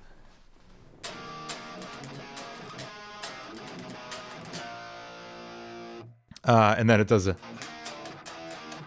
that thing. That's cool. Spiral Pegasus. Next week we're doing the trailer music for my upcoming album. I'm making a trailer for the album, and I need music for it. So we're gonna make that and probably do some other fun stuff. I don't think that'll take the whole time, but it's gonna be like a Doom 2016 or Doom Eternal Mick Gordon version of I think the Stage Select song from Mega Man X. This is what I think I want to use. It's the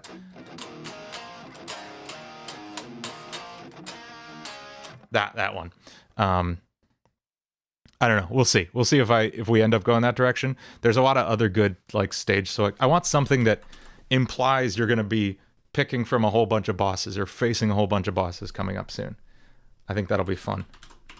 Because it's going to be like 9 awesome boss battle themes in a row. I can't tell you how excited I am for this album, how long I've been working on this album, and how excited I am for this album to be done. Because, oh my gosh, I feel like it's literally been years I've working on this album. My Spider Dance cover I did, Undertale Spider... That one? That came out like, what, 2 years ago? That was gonna be on this album.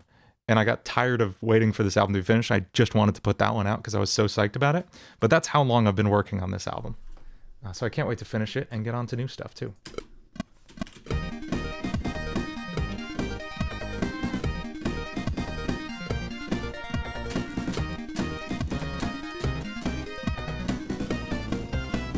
Okay, let's do this part by part.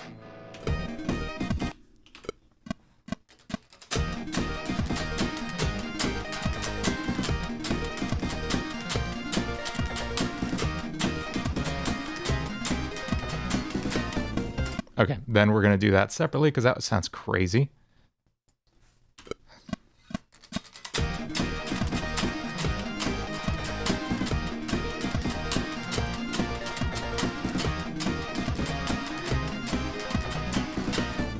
Okay. Now what happens here?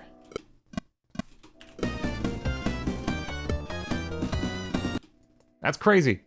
Let's listen to it slowed down.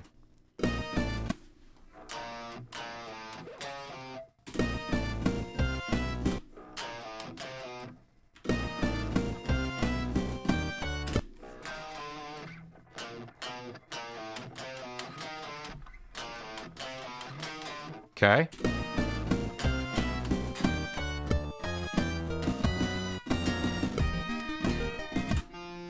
Okay.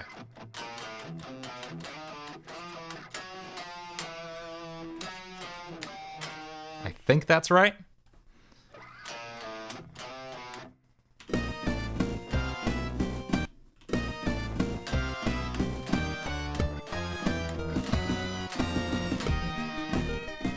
Okay. Think we got it.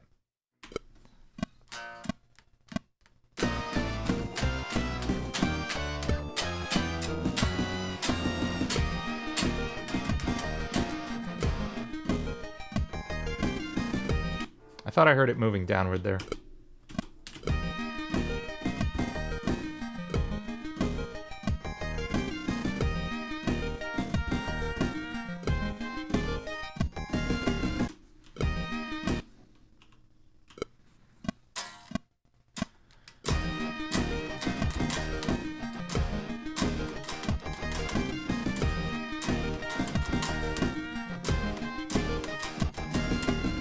Maybe, yeah, I do kind of like it. Nah, I'm gonna stay there. I'm gonna stay there. Because it helps ground it before it starts moving all crazy again afterwards. So yeah, I'm not gonna mess with that.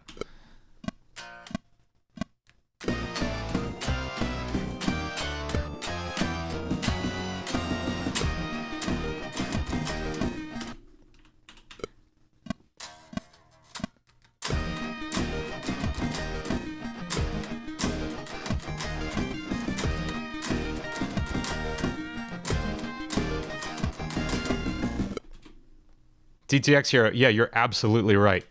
You're totally right. This does a good job of thematically working with what happens in the level. Better than I'd say. This is one of my few gripes with the Sonic 3 soundtrack. The first two levels, Angel Island, Act 1 and 2, and then Hydrocity, Act 1 and 2, those are completely different arrangements. They're the same song, they make use of the same themes, but Act 1 and Act 2 are like sound worlds apart. And yeah, it sounds like, oh my god, a forest is burning down around me in Act 2 of Angel Island. And in Act 2 of Hydro City, yeah, it feels like fast-paced and crazy and frenzied because there's so much more movement in Act 2 of Hydro City. You know, you're literally trying to outrun this huge, like, exploding avalanche of exploding level. So that frantic pace matches it. And then, like, never again do they do that good of a remix for the second half of a level after those first two. I mean, Marble Garden is a little bit different. They always just change the groove a little bit. But yeah, Carnival Night, Ice Cap, Launch Base, none of those really feel that different in Act 2. Same goes for Sonic and Knuckles. Flying Battery adds the little that little bell melody, but otherwise largely stays the same. 5 out of the 6 Sonic 3 zones have water. Yeah. You're absolutely right. There's a lot of water in that game. And yet, okay, let's give Hydro City credit for being the one water level nobody hates. That is the one water level in any game, and there's so much water in that level. And nobody hates it. It's not Water Temple. It's not, what's the Knuckles level in Sonic Adventure 2 where you have to spend a ton of it underwater? That's a nightmare. I hate that level.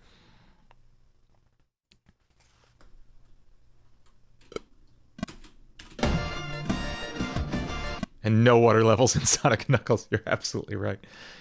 Aquatic Mine, yes. Oh, I hated that level. The soundtrack wasn't bad. Knuckles' tunes were always really funny. Just like weird out-of-place rap in a Sonic game. That's funny. Yeah, that level was terrible. Thank you, Dane.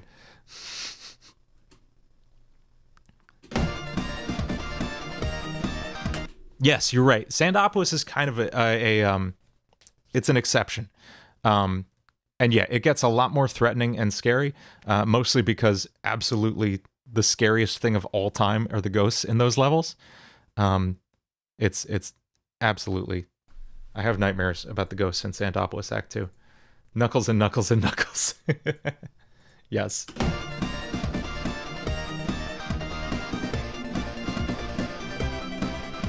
Cool. Let's hit the bass and drums on that section.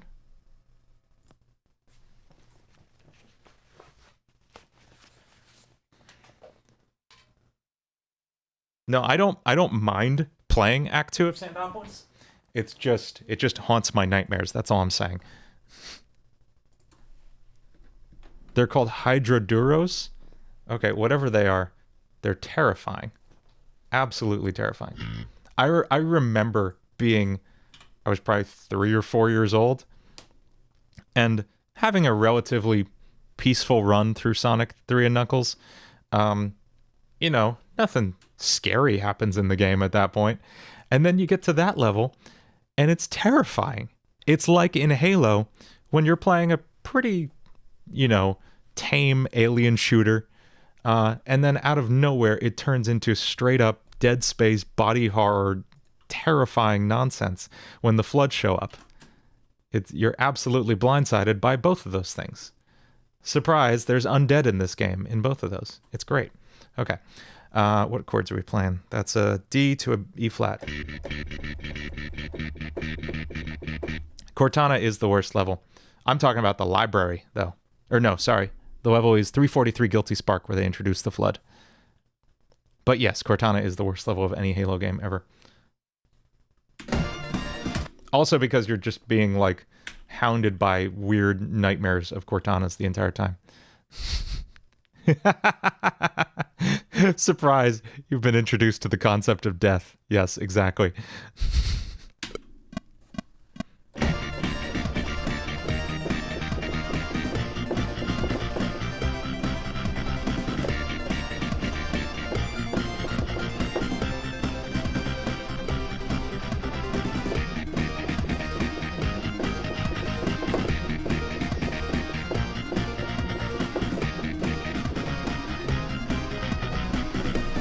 Okay, now I gotta get this part right. Let me guess. It's E flat D it starts with. No, sorry, B flat A.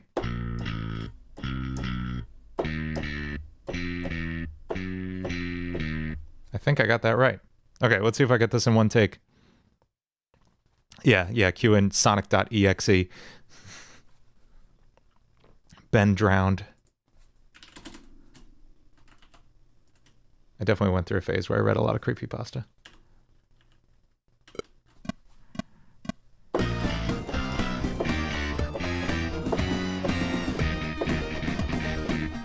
Cool.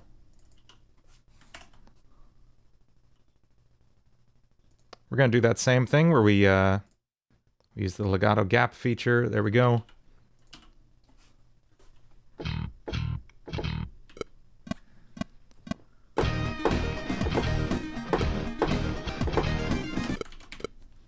One more time.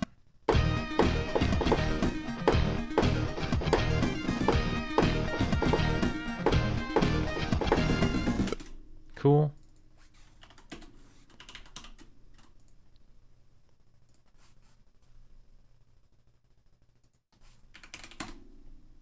And some drums.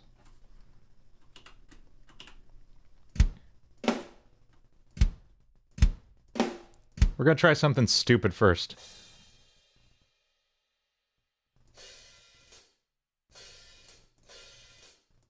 Does a dance beat work here?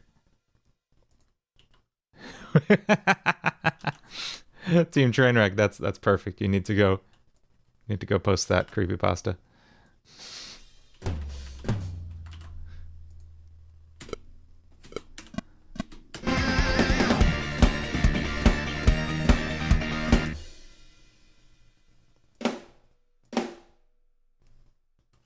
Okay, here's the real question.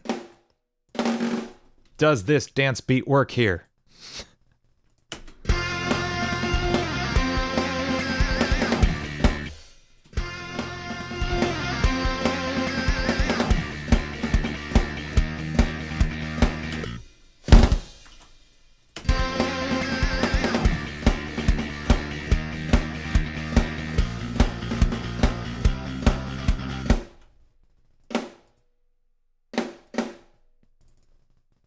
I am all about metal dance beats. There are one, two, the first 3 songs on this album, on my next album, are like built almost entirely around metal dance beats, and it's the best thing ever.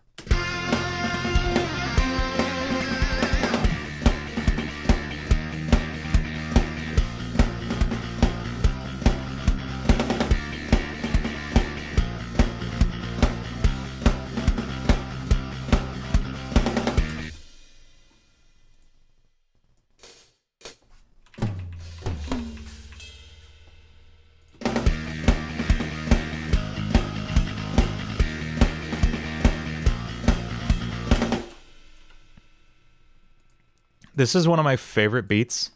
This is one of my favorite beats to teach because it blows my students' minds when I teach them this one. Don't worry about reading the MIDI. So this is a dance beat, right? Kick is all 4. Boom, boom, boom, boom. Snare on 2 and 4. So and then you're adding hi-hat in between. And then this, so that's what we're doing up to this point, like here.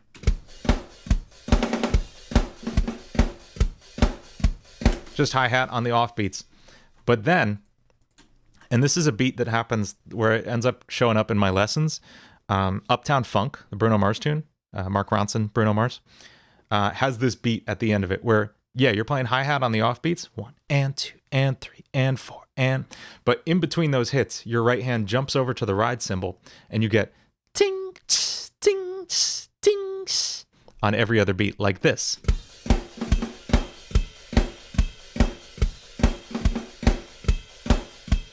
And it just breaks their brains to realize you could do that. And I love it. It's so much fun.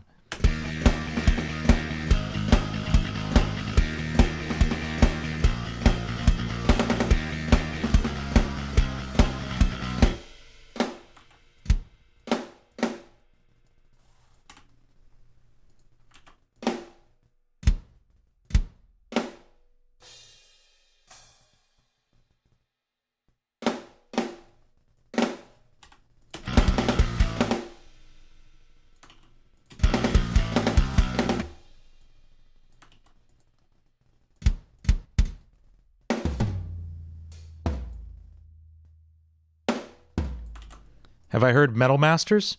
Do you mean the Game Boy game, Sweep Arpeggios?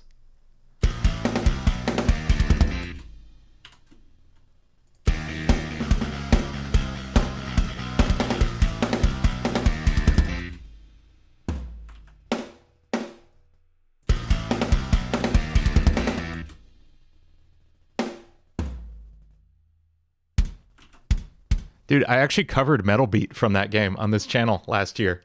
It was a request from one of my patrons. I'd never heard it before, but he was a huge fan of that game. So yes, I have actually heard of that game, and I've actually covered something from it. I didn't do it in a very dancey way. Like, I took it into more of my usual metal thing.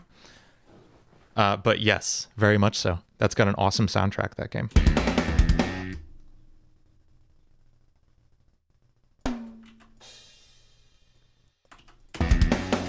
That one weirdly has probably my favorite guitar solo I've ever played in it, and some of my favorite drumming.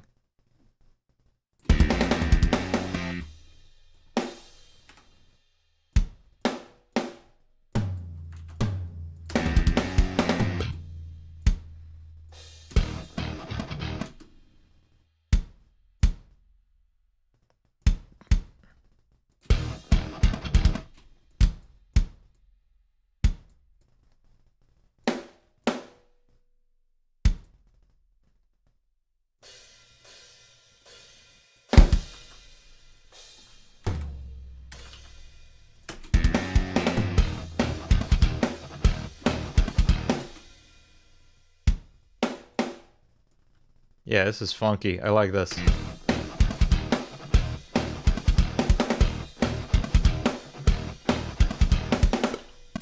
Okay, cool.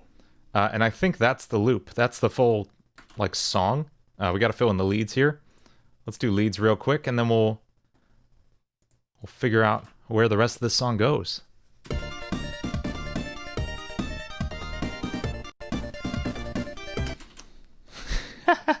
Yes, exactly. My favorite solo ever.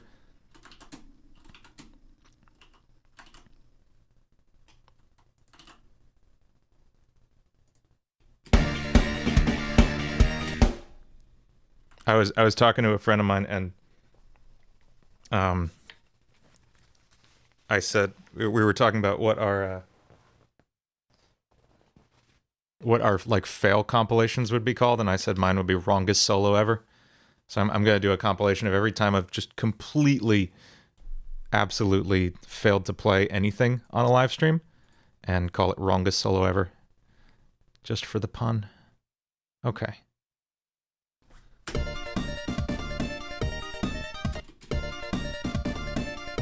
think we might have an entry for that coming up right now, because I have no idea how this goes.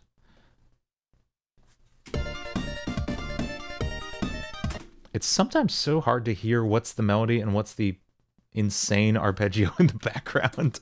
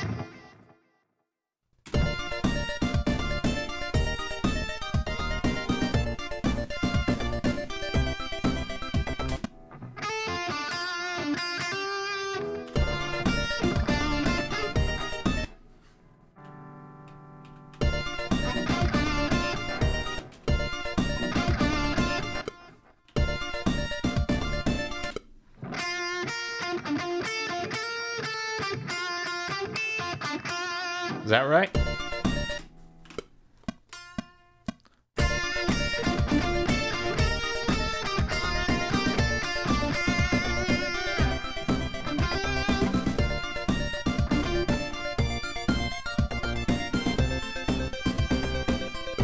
Boy, that's a lot of notes, folks.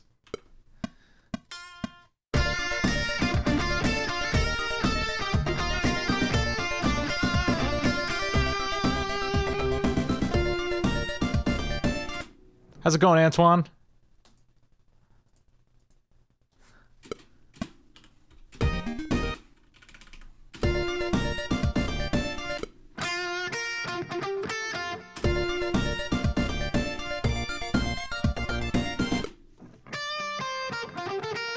Okay.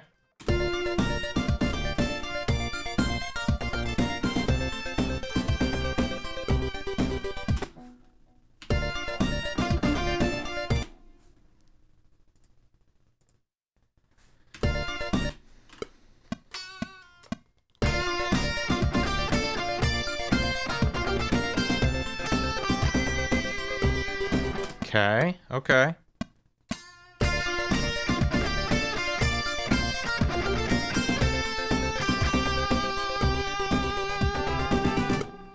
Cool, cool, cool. Cool, cool, cool, cool, cool, cool.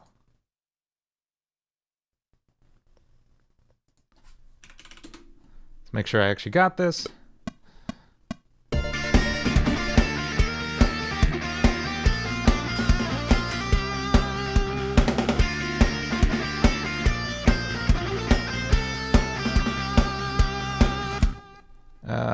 Okay.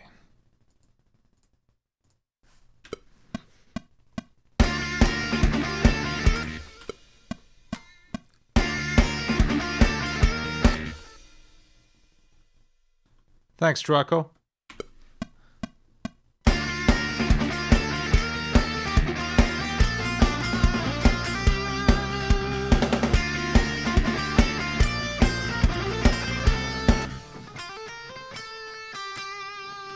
Let's try that second half.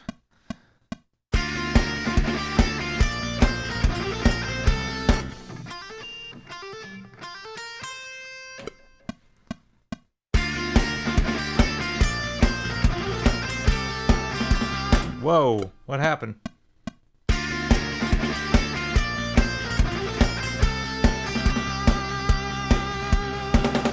Okay.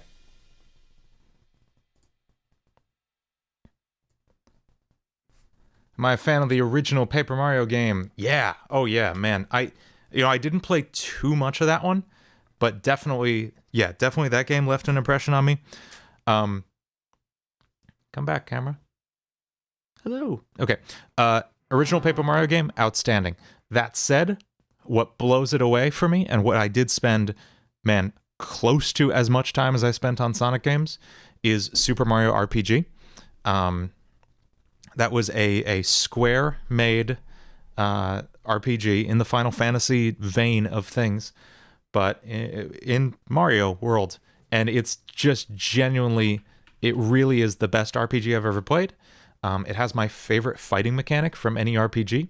The timing in it, where you, basically if you did an attack, Mario or whoever you're playing would run forward, and just as he went to swing the punch, you'd hit the attack button again, and it would time the hit, and you'd get like double damage. Yeah, QLEX fight theme.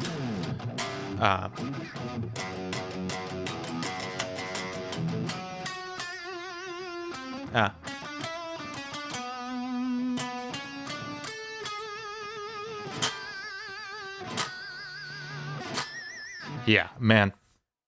That was, the QLEX fight theme was a near miss for making this next album. I cut it because there were other tunes I really wanted to do. Forest, what's it called? Forbidden Forest. Beware the Forest Mushrooms is the name of the track.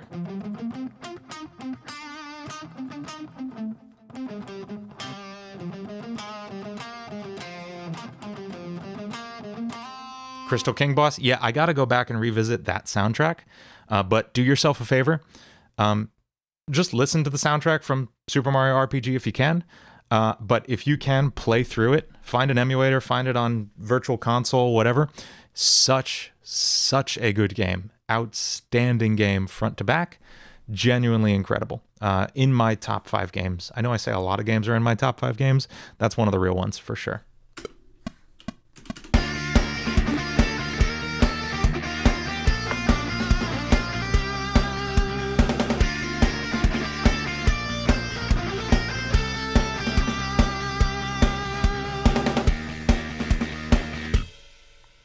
On a side note, talking about Square games, Square Enix games, I'm making my wife play through Kingdom Hearts right now, and it's very fun. I did not really tell her it was a Disney game going in either, so that's fun.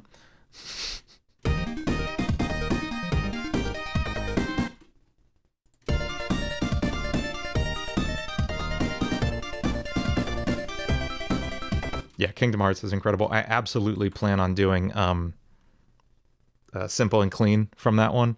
Yeah, such a good song.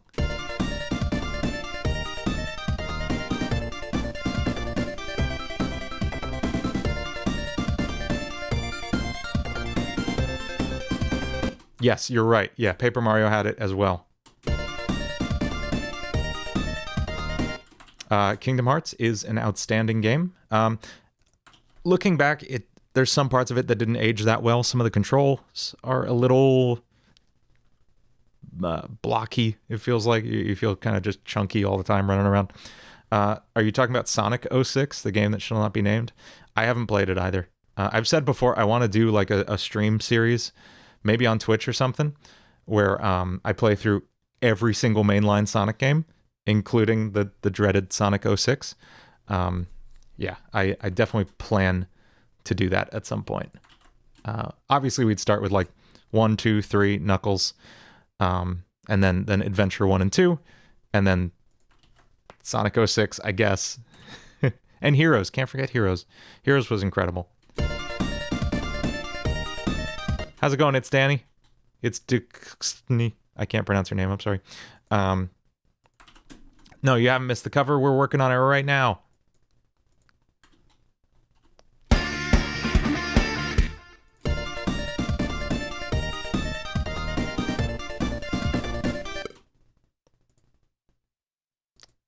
Again, I'm struggling with what to do with these. Play Sonic 3 complete with the correct level order. Ooh, that's something I haven't done. You're right. They swapped in, what is it? Flying Battery takes place in the first game, right? It's supposed to happen before Ice Cap Zone. Is that right?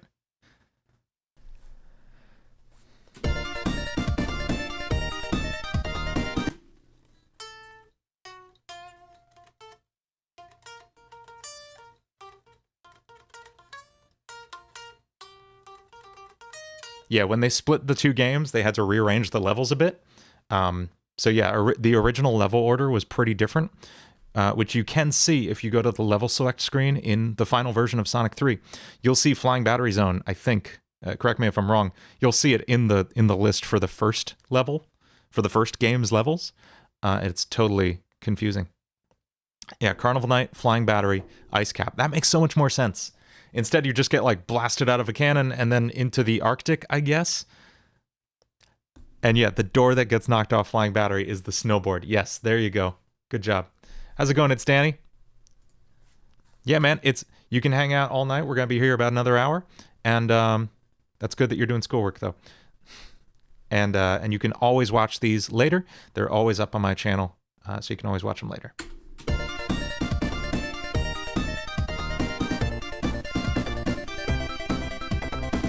I have no idea what to do with that arpeggio in the background, guys.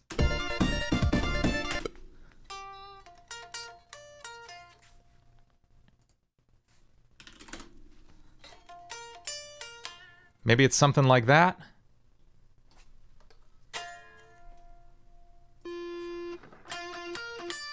I haven't. What's Sonic 3 Air?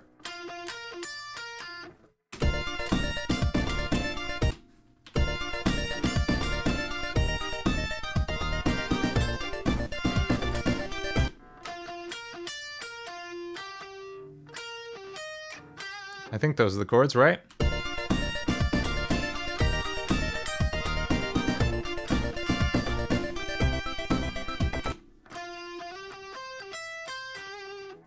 Oh, it's a fan. It's like a mod of Sonic 3 and Knuckles. Okay, yeah, we'll have to. Man, I wish I had more time. I wish I had so much more time in the week, because I would totally do Twitch streams and play all these weird old Sonic games.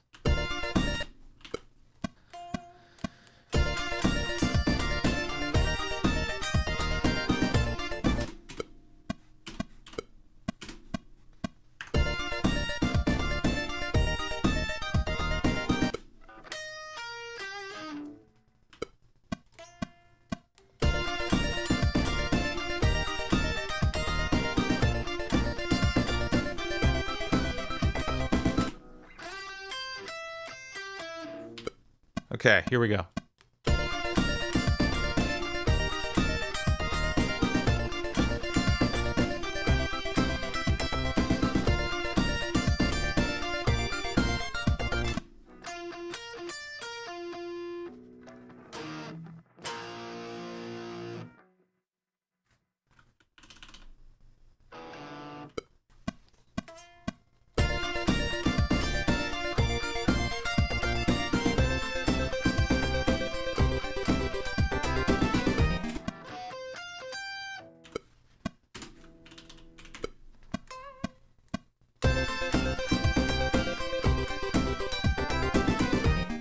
Okay, I think we're getting close with those arpeggios.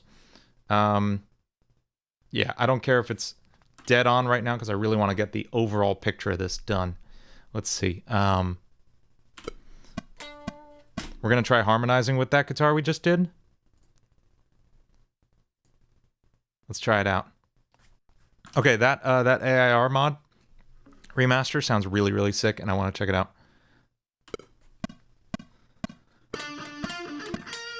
Uh-oh.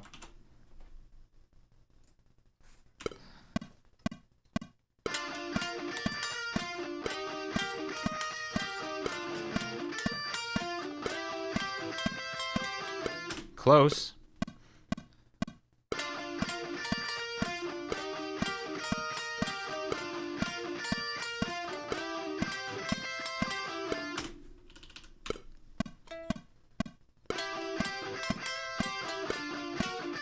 Uh-oh.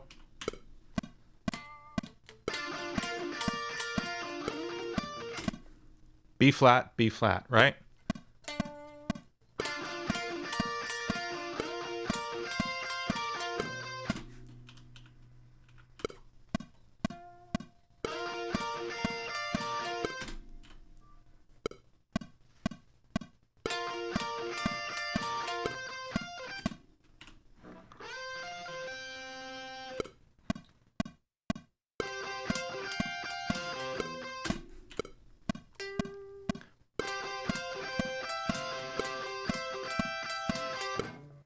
Okay. Why didn't Sega hire me, Danny? Because T. Lopes was better. He's amazing. And yeah, that sounds awesome. I'm definitely gonna buy that. Good call, guys.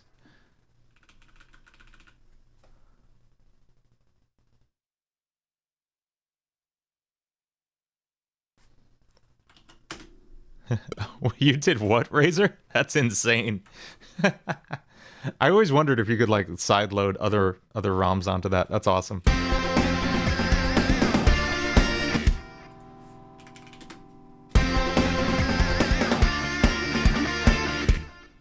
T. Lopes, T. Lopez. I don't know how to say his last. Is it Lopes or Lopez? He's the guy who did. He's been doing Sonic remixes for literally forever, and that paid off when they hired him to do Sonic Mania.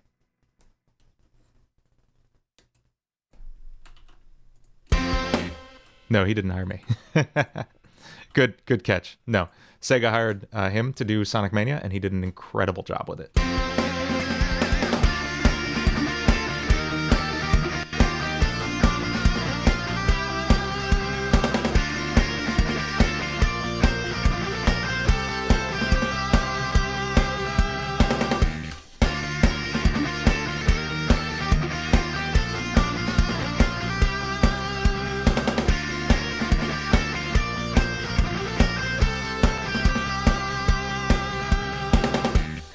Cool.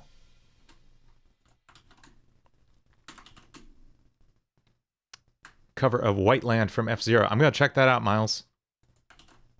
I've never heard that one, as I sadly have really never played much F-Zero. All I really know of it, and I'm ashamed to say this, is really what's in Smash. So that's why I know like Big Blue and Mute City inside out. Thanks, Danny.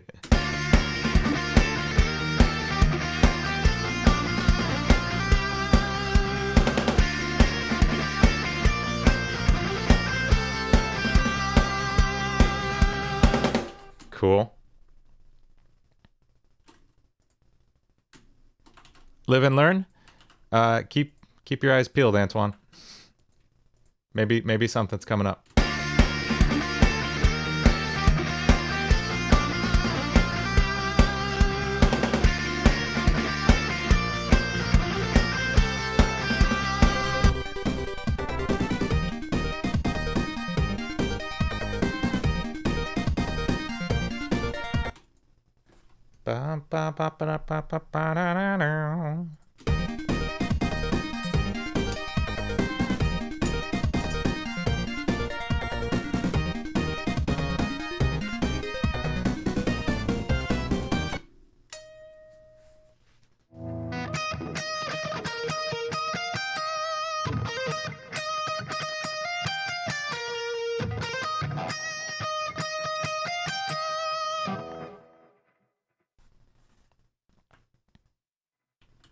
Tiago Lopez. Okay. T. Lopes. Cool. That's fun.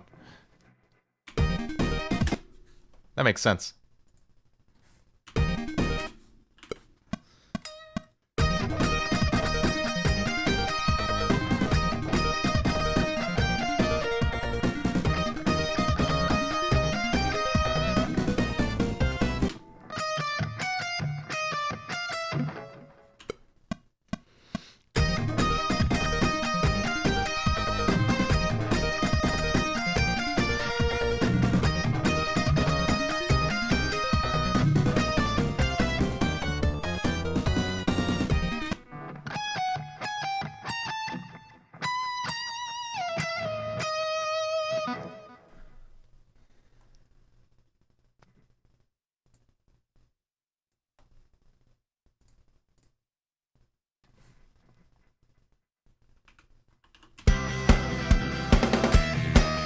Whoops.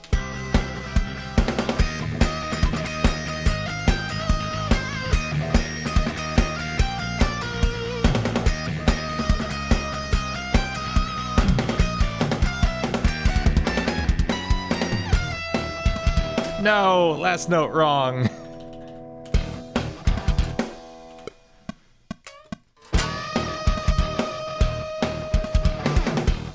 Cool. Okay, let's add some harmony here. I know there's no harmony on the actual thing, but let's do a little bit. Let's do an octave down to start with, and then we'll add some other stuff in.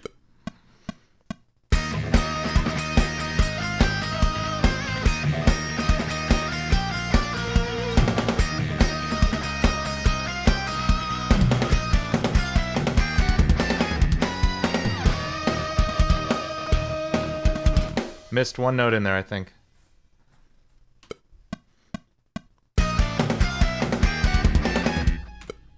Maybe I got it wrong in the original. Okay. What is that supposed to be?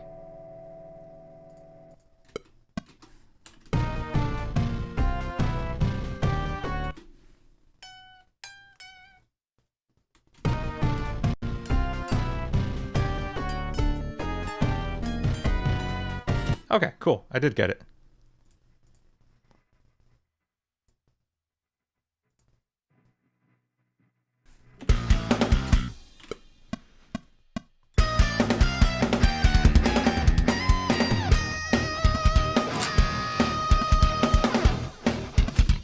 Have I been to the National Video Game Museum? No, but I want to go. Which state is it in again?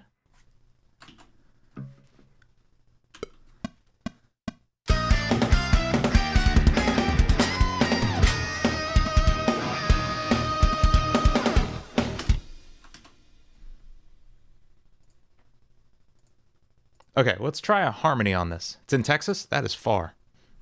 That's actually farther than... No, that's not true. I've been really far. Within the states, I've never been west of Tennessee. I lived in Nashville for a little bit.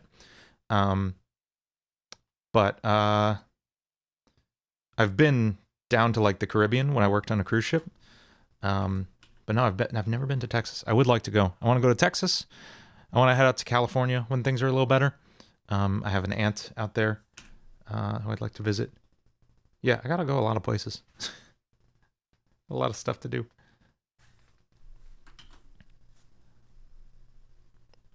You're in Texas. You're in Dallas. Good. That's a lot closer than I am in New York. Okay, if I'm playing an E flat, we want to hang out around G. Let's start there. Let's start slower, just so I can harmonize as I go. Sonic Plush Adventures, thank you so much. Don't worry, man. Anything you could do helps me out so much. I really appreciate it.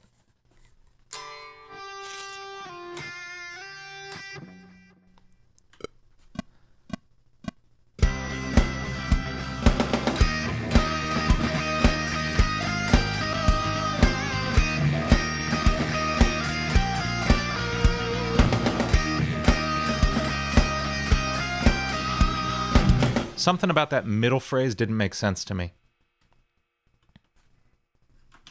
You're moving at the end of the month? Cool.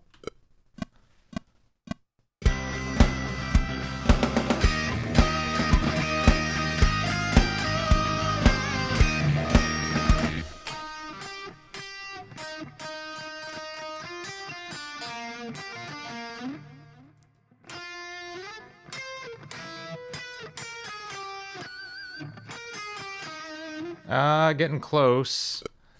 I don't know.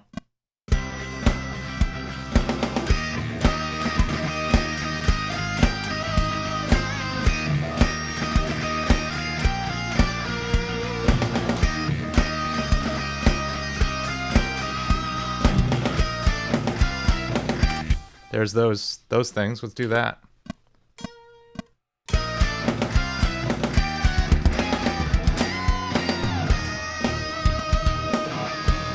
There it is.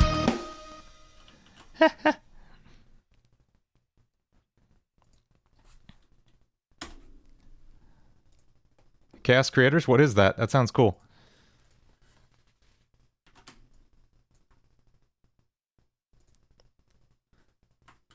And yeah, Miles, you're working on warm-ups and chords and stuff? Cool. Just my biggest advice for getting fast at guitar, practice often, not long. So practicing 5 minutes every day is way better than practicing half an hour once a week. Just getting your hands on the guitar every day helps build your strength and build your speed, and you actually learn a lot while you're sleeping. So the more sleeps you get, the more like cycles of practice sleep that you get in, the faster you'll go. It's great. And the other thing is practice with a metronome and keep a journal of how fast you can play each exercise each day. So if you can play your exercise at 120 one day, the next day you try 125. Just a little bit faster. Each day you keep a note in the journal of how fast you went, and you'll see your progress go crazy really fast. That sounds awesome, Razor. I want to come next year. Not this year. I'm kind of hunkered down up here this year, but that sounds awesome.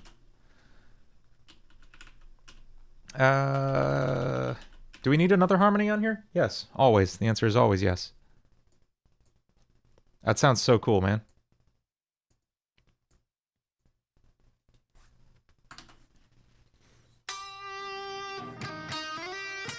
Okay, let's try 3-part harmony. Let's see how this goes.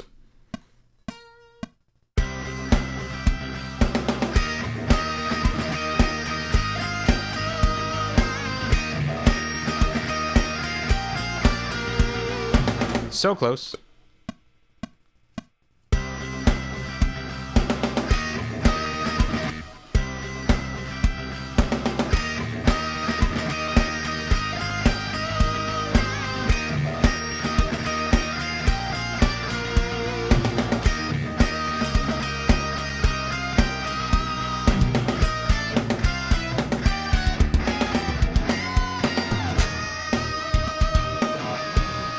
Wow, I got lucky. Cool, Razor. I'm going to check that out. All right. I think we have something resembling the song we want to make here. Let's listen to what we got so far and talk about where it could go next.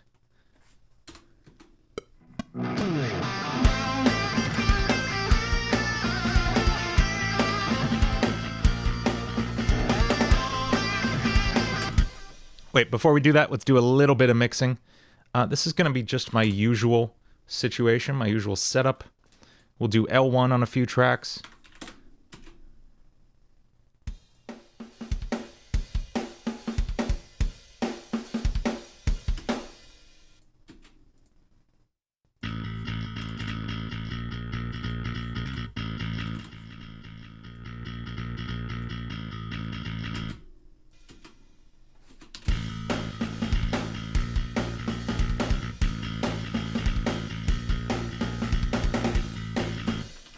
Can I just Google Chaos Creators for that, Razor?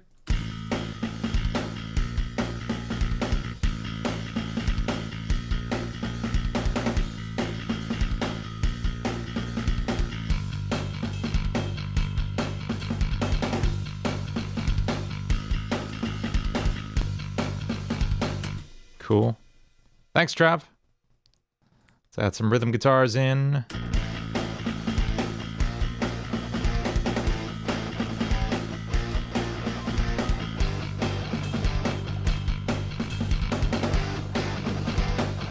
Okay, we're actually going to split out these arpeggio guitars into their own group here.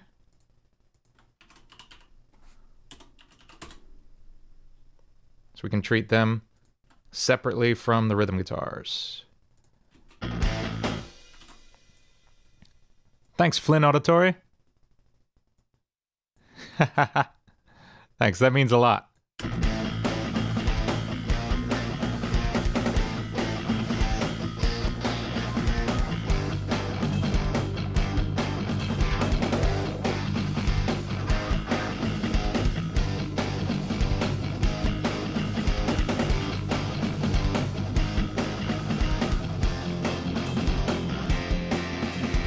Yeah, that's doing it. That's working so far.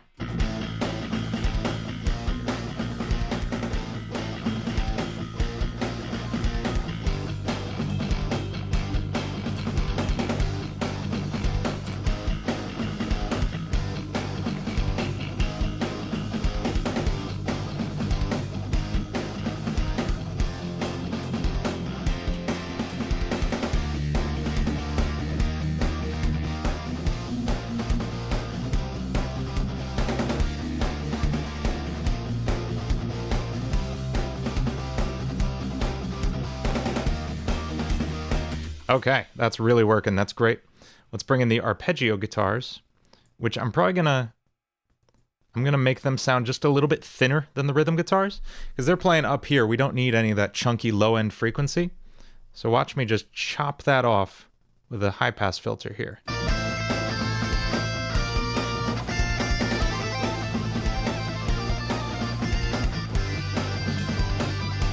And we're actually going to chop off some of the high end too. I don't want them sounding super fizzy and bright, so they end up interfering with the leads.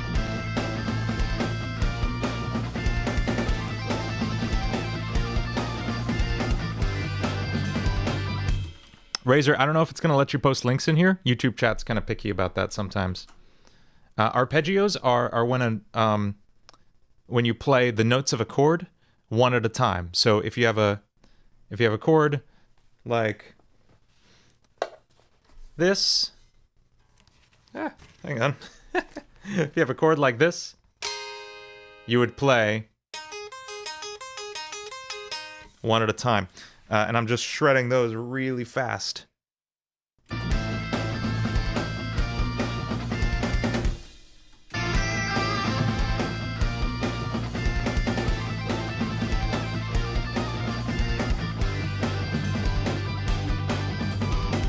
Cool, that's really working.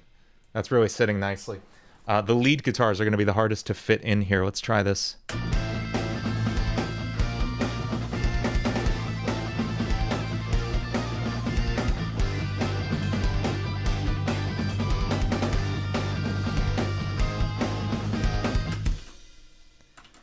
Yeah, this was a tough year for events, man. I had so many cool gigs set up. I was going to do Jesus Christ Superstar again, which is one of my favorite shows to play. And this is like one of the few things I've ever been in where I actually have a singing role. That was going to be fun. I had this really sick, and I need to, if I can find videos of this, I was in an 80s tribute show. Not the 80s hair metal tribute band I was in last year. This is just like a one-off, one-night show at this place in Woodstock. I'll post the videos here if I can find them.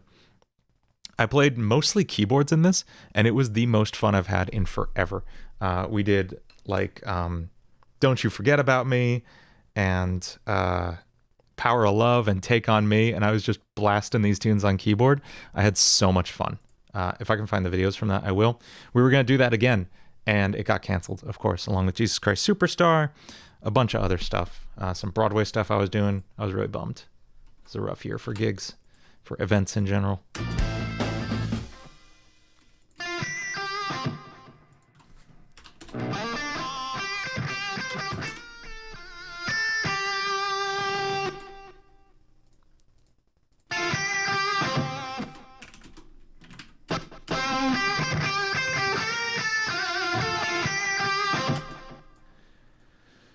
Okay, we're going to use my usual trick on could work as a space level now. Yeah, I agree, Owen. Totally.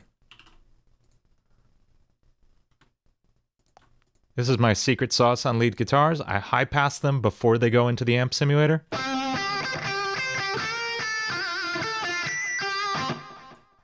And that takes away all the annoying pick noise that goes on with amp simulators sometimes.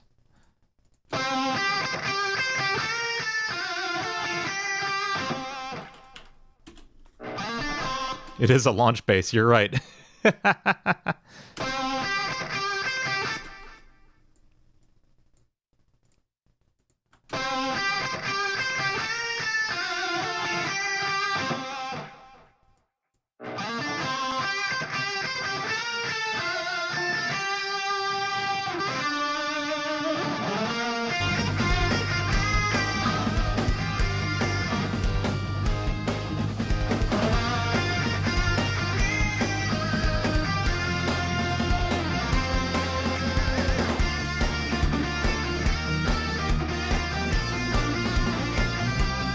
Okay, let's finally add...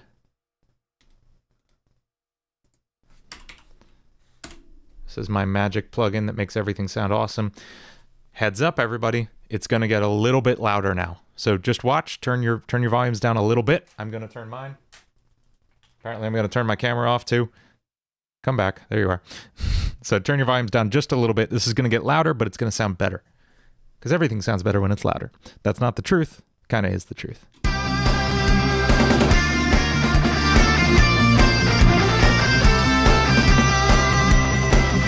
Okay, to explain what this is and what it's doing.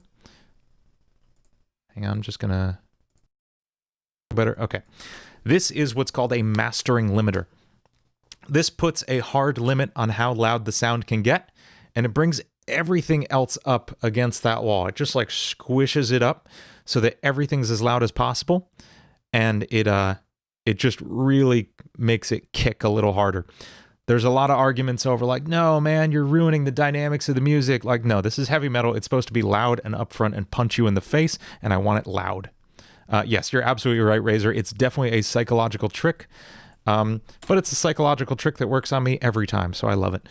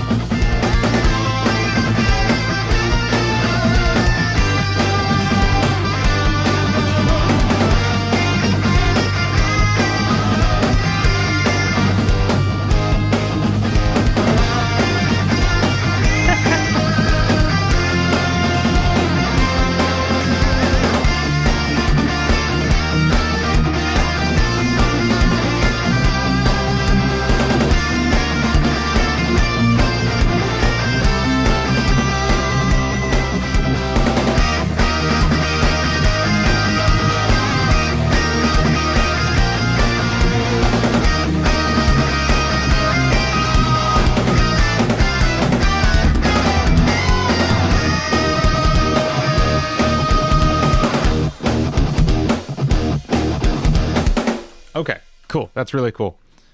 Psychologically fall on your face? There's a lot of ways, man. I definitely did that a lot growing up. Talking to really anybody. Emotionally, socially, and psychologically fell on my face fairly often. Your cat did. My cat literally falls on his face fairly often. He's a clumsy, very dumb cat, and I love him very much. Okay, this sounds pretty cool. I'm pretty happy with this. So yeah, I think I got all my, I need to sit with the original of this for like a week or two, figure out where the rest of this goes, and I think that'll be fun once I know this song better. I like it, and I definitely want to revisit some of the other ones from here too. Yeah, these would all be good. Cool. So next week is, where does that put us? 17th? And we're going to check out, Your Fur Baby Was a Crazy Kitten. I agree, man. Mine was too. Actually, mine just slept a lot when he was a kitten. He was very good. Now he's an insane cat. So next week we're going to check out, like I said, kind of a Doom, like gent metal thing version of the Mega Man X screen select, level select theme. So I can use that for my album trailer. And I want to just show you guys, hang on a second.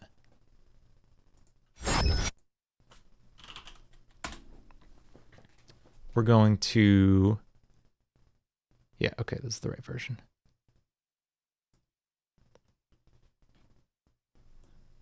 So I want to show you guys what I've been working on outside of, on the video end of things. This is going to look insane when I pull it in. So on the video side of things, I've mentioned before, I'm messing around with green screen stuff, and I'm glad he's okay, Antoine. So I've been messing around with green screen work. This is Blender, which is a 3D animation and modeling and literally everything program. It's an open source piece of software, totally free. I can't believe it's free because it can do literally everything really, really well. And in this case, we're modeling a 3D space and then green screening pictures of me playing things into it. And I'll show you how I'm using that in a second. First, let's render out the space, see if you can tell me. Anybody have a guess what game this is? Based on the layout of things? It's not going to be easy. I'm sorry. We got 4 options to do for things to do here, though. Any guesses? So let's pull up the render. So here's the first track of this album is going to be from this game. Who's got it? Who knows it? Smash. You're so close. There is one from Smash, though. Don't worry. Yeah, Antoine. Yeah, so we got an Undertale tune in here. And what I ended up doing, I'm doing 2 shots for each. Yeah. I agree, Trav. It did help a lot. So I'm doing 2 separate shots for each instrument. One wide shot where you can see my full upper body, and one close shot right up on the guitar. And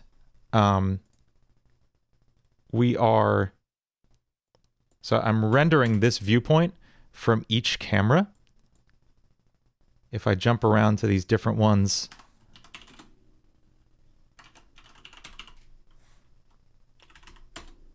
you can see all the different angles I'm using. 2020 bad. Okay. I agree, man. It's pretty bad. And rendered it from each of these. So it looks crazy, like I'm overlaying 2 of these, but you'll only ever see one of these at a time.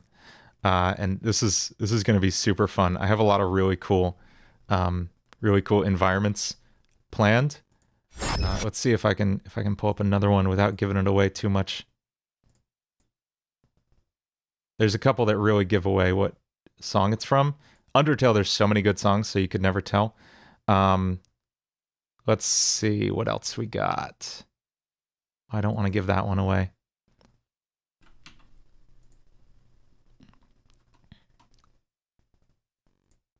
This one's kind of subtle, and it's going to look pretty different from this. I actually don't like what I ended up doing with this. I don't think anyone's going to get what this is from. Other than that, I just left it in the title up there. Never mind.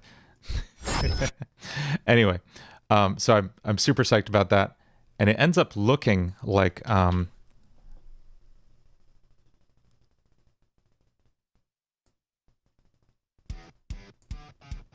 whoops. Just gave away a little bit of it. So it ends up looking like this. So I'm really... These are just the camera... Oh. Sorry. Here we go. It ends up looking like this. These are just the camera tests. The final one, I'm not going to be wearing the shirt from the music store I work at, and I'll have definitely better hair. But yeah, I'm excited for how that one's going to go.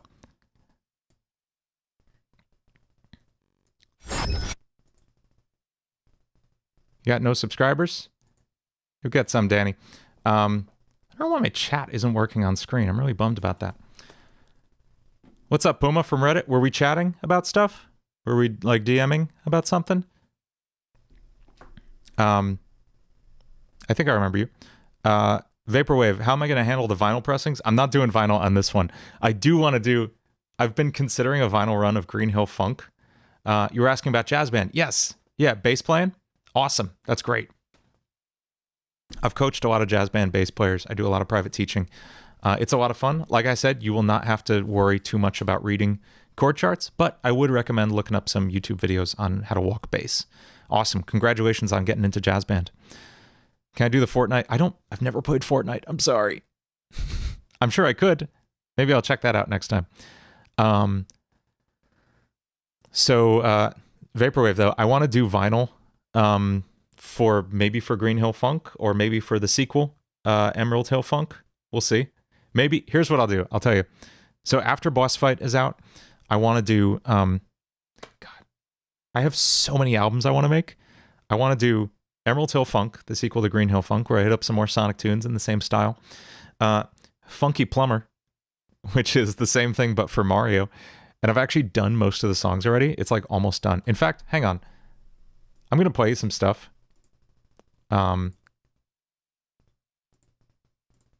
Just because this is from a totally different album. Let's hang out. Let's play some funky Mario music.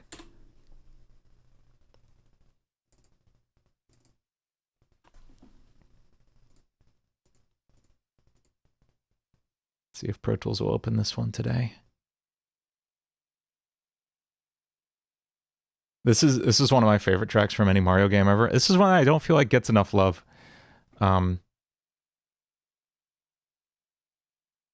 Loading. Okay, Antoine. Yeah, I want to do Funky Plumber, which is a funk album of Mario music. And then, here we go. Let's listen to that real quick.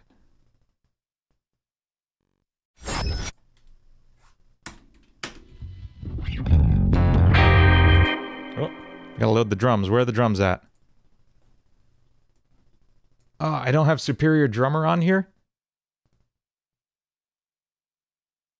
Did I? Hang on.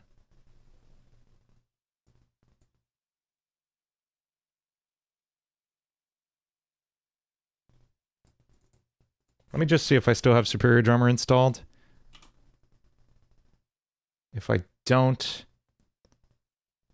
I think I have the Wave version of this. No.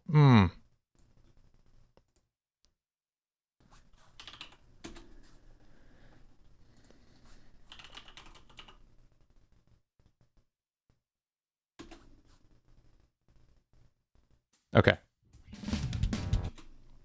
All right, take a listen to this. It's not nearly loud enough.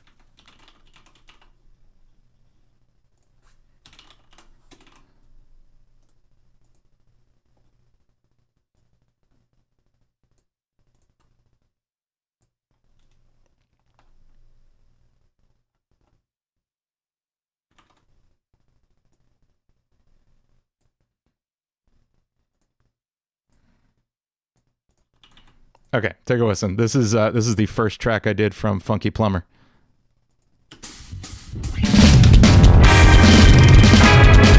Oh, wait. Okay, one more try. Here we go.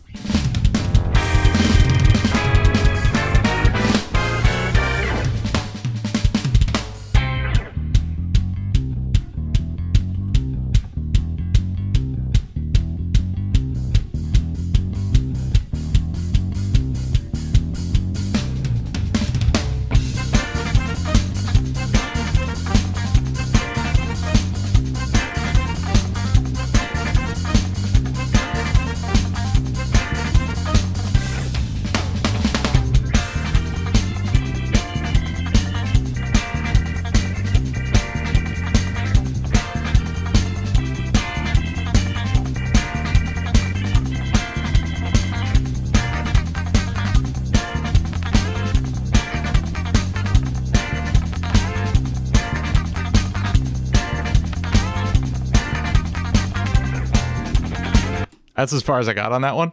And then I got back into Boss Fight. Thanks, man. Yeah, so I gotta put Boss Fight out, do Emerald Hill Funk, Funky Plumber. I really want to do, and this is weird.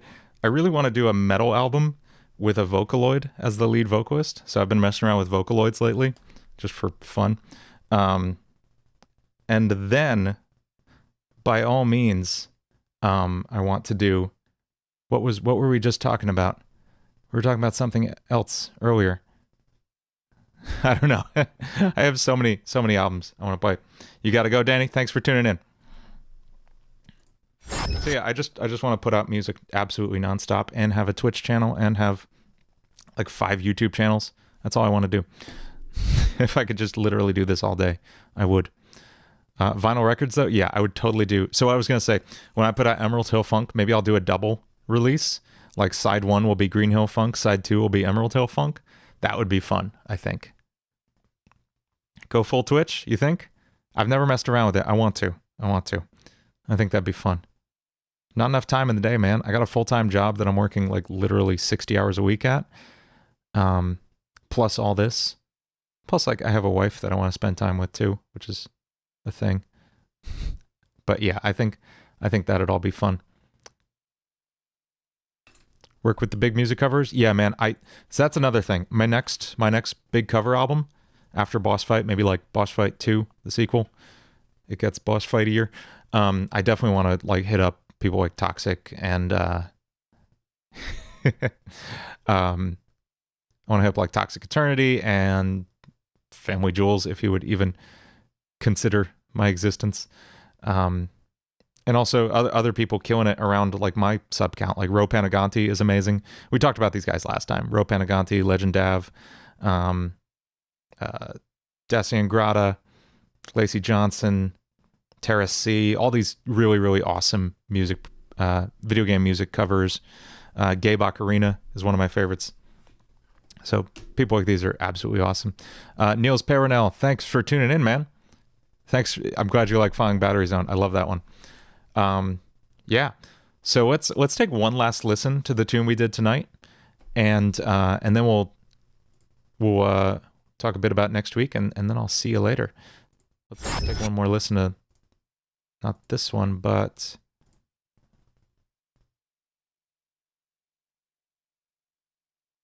those who look closely at the replay might see some things in my recent Pro Tools menu that might give away some tracks on Boss Fight. We'll see. Niels, it's okay. And actually, good news for you. I have some good news for you. I actually did Death Egg. You can check it out. It's on my channel here.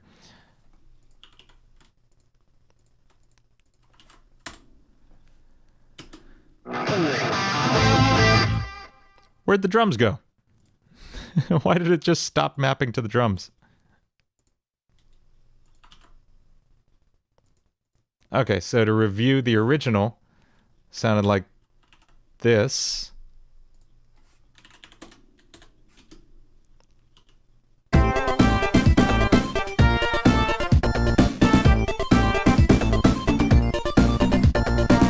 And we ended up with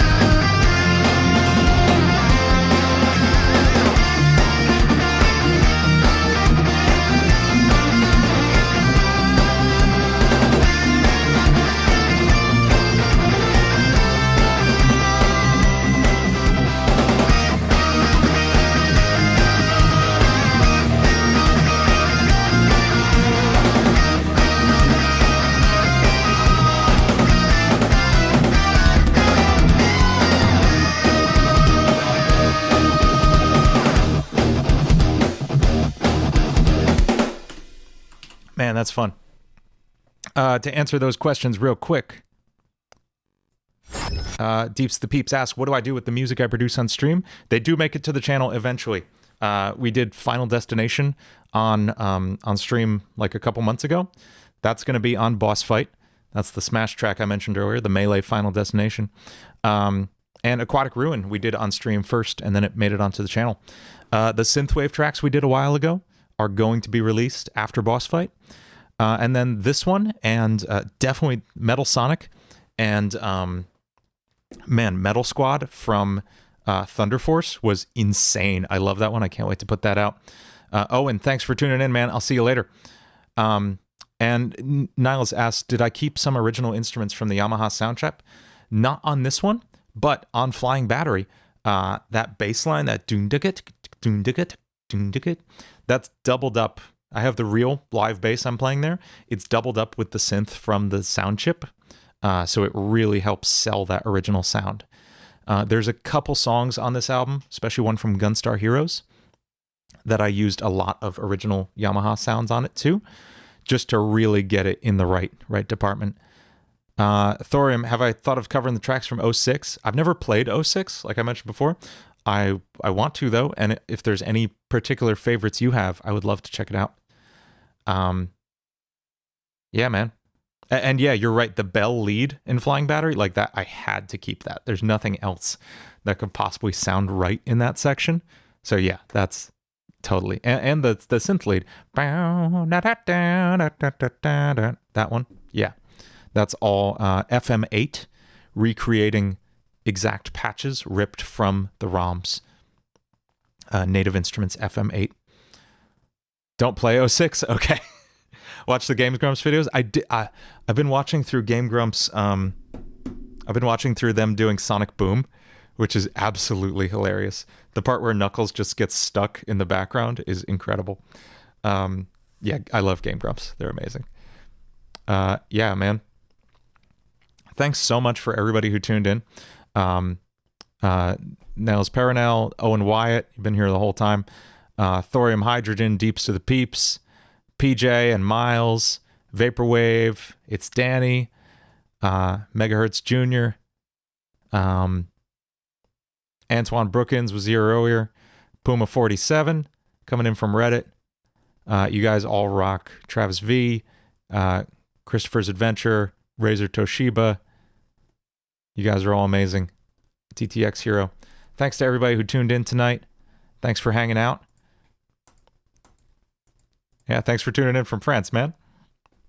And I will see you next week for a weird take on a Mega Man tune, I guess. I hope you don't burn your pizza too, Deeps. And yeah, Whiteland from F-Zero. Yes, I will check that out. I'll literally check that out right after this stream. I want to check that out. Cool. Thank you guys so much for hanging out. You guys rock, and I will see you right here next week. Good night.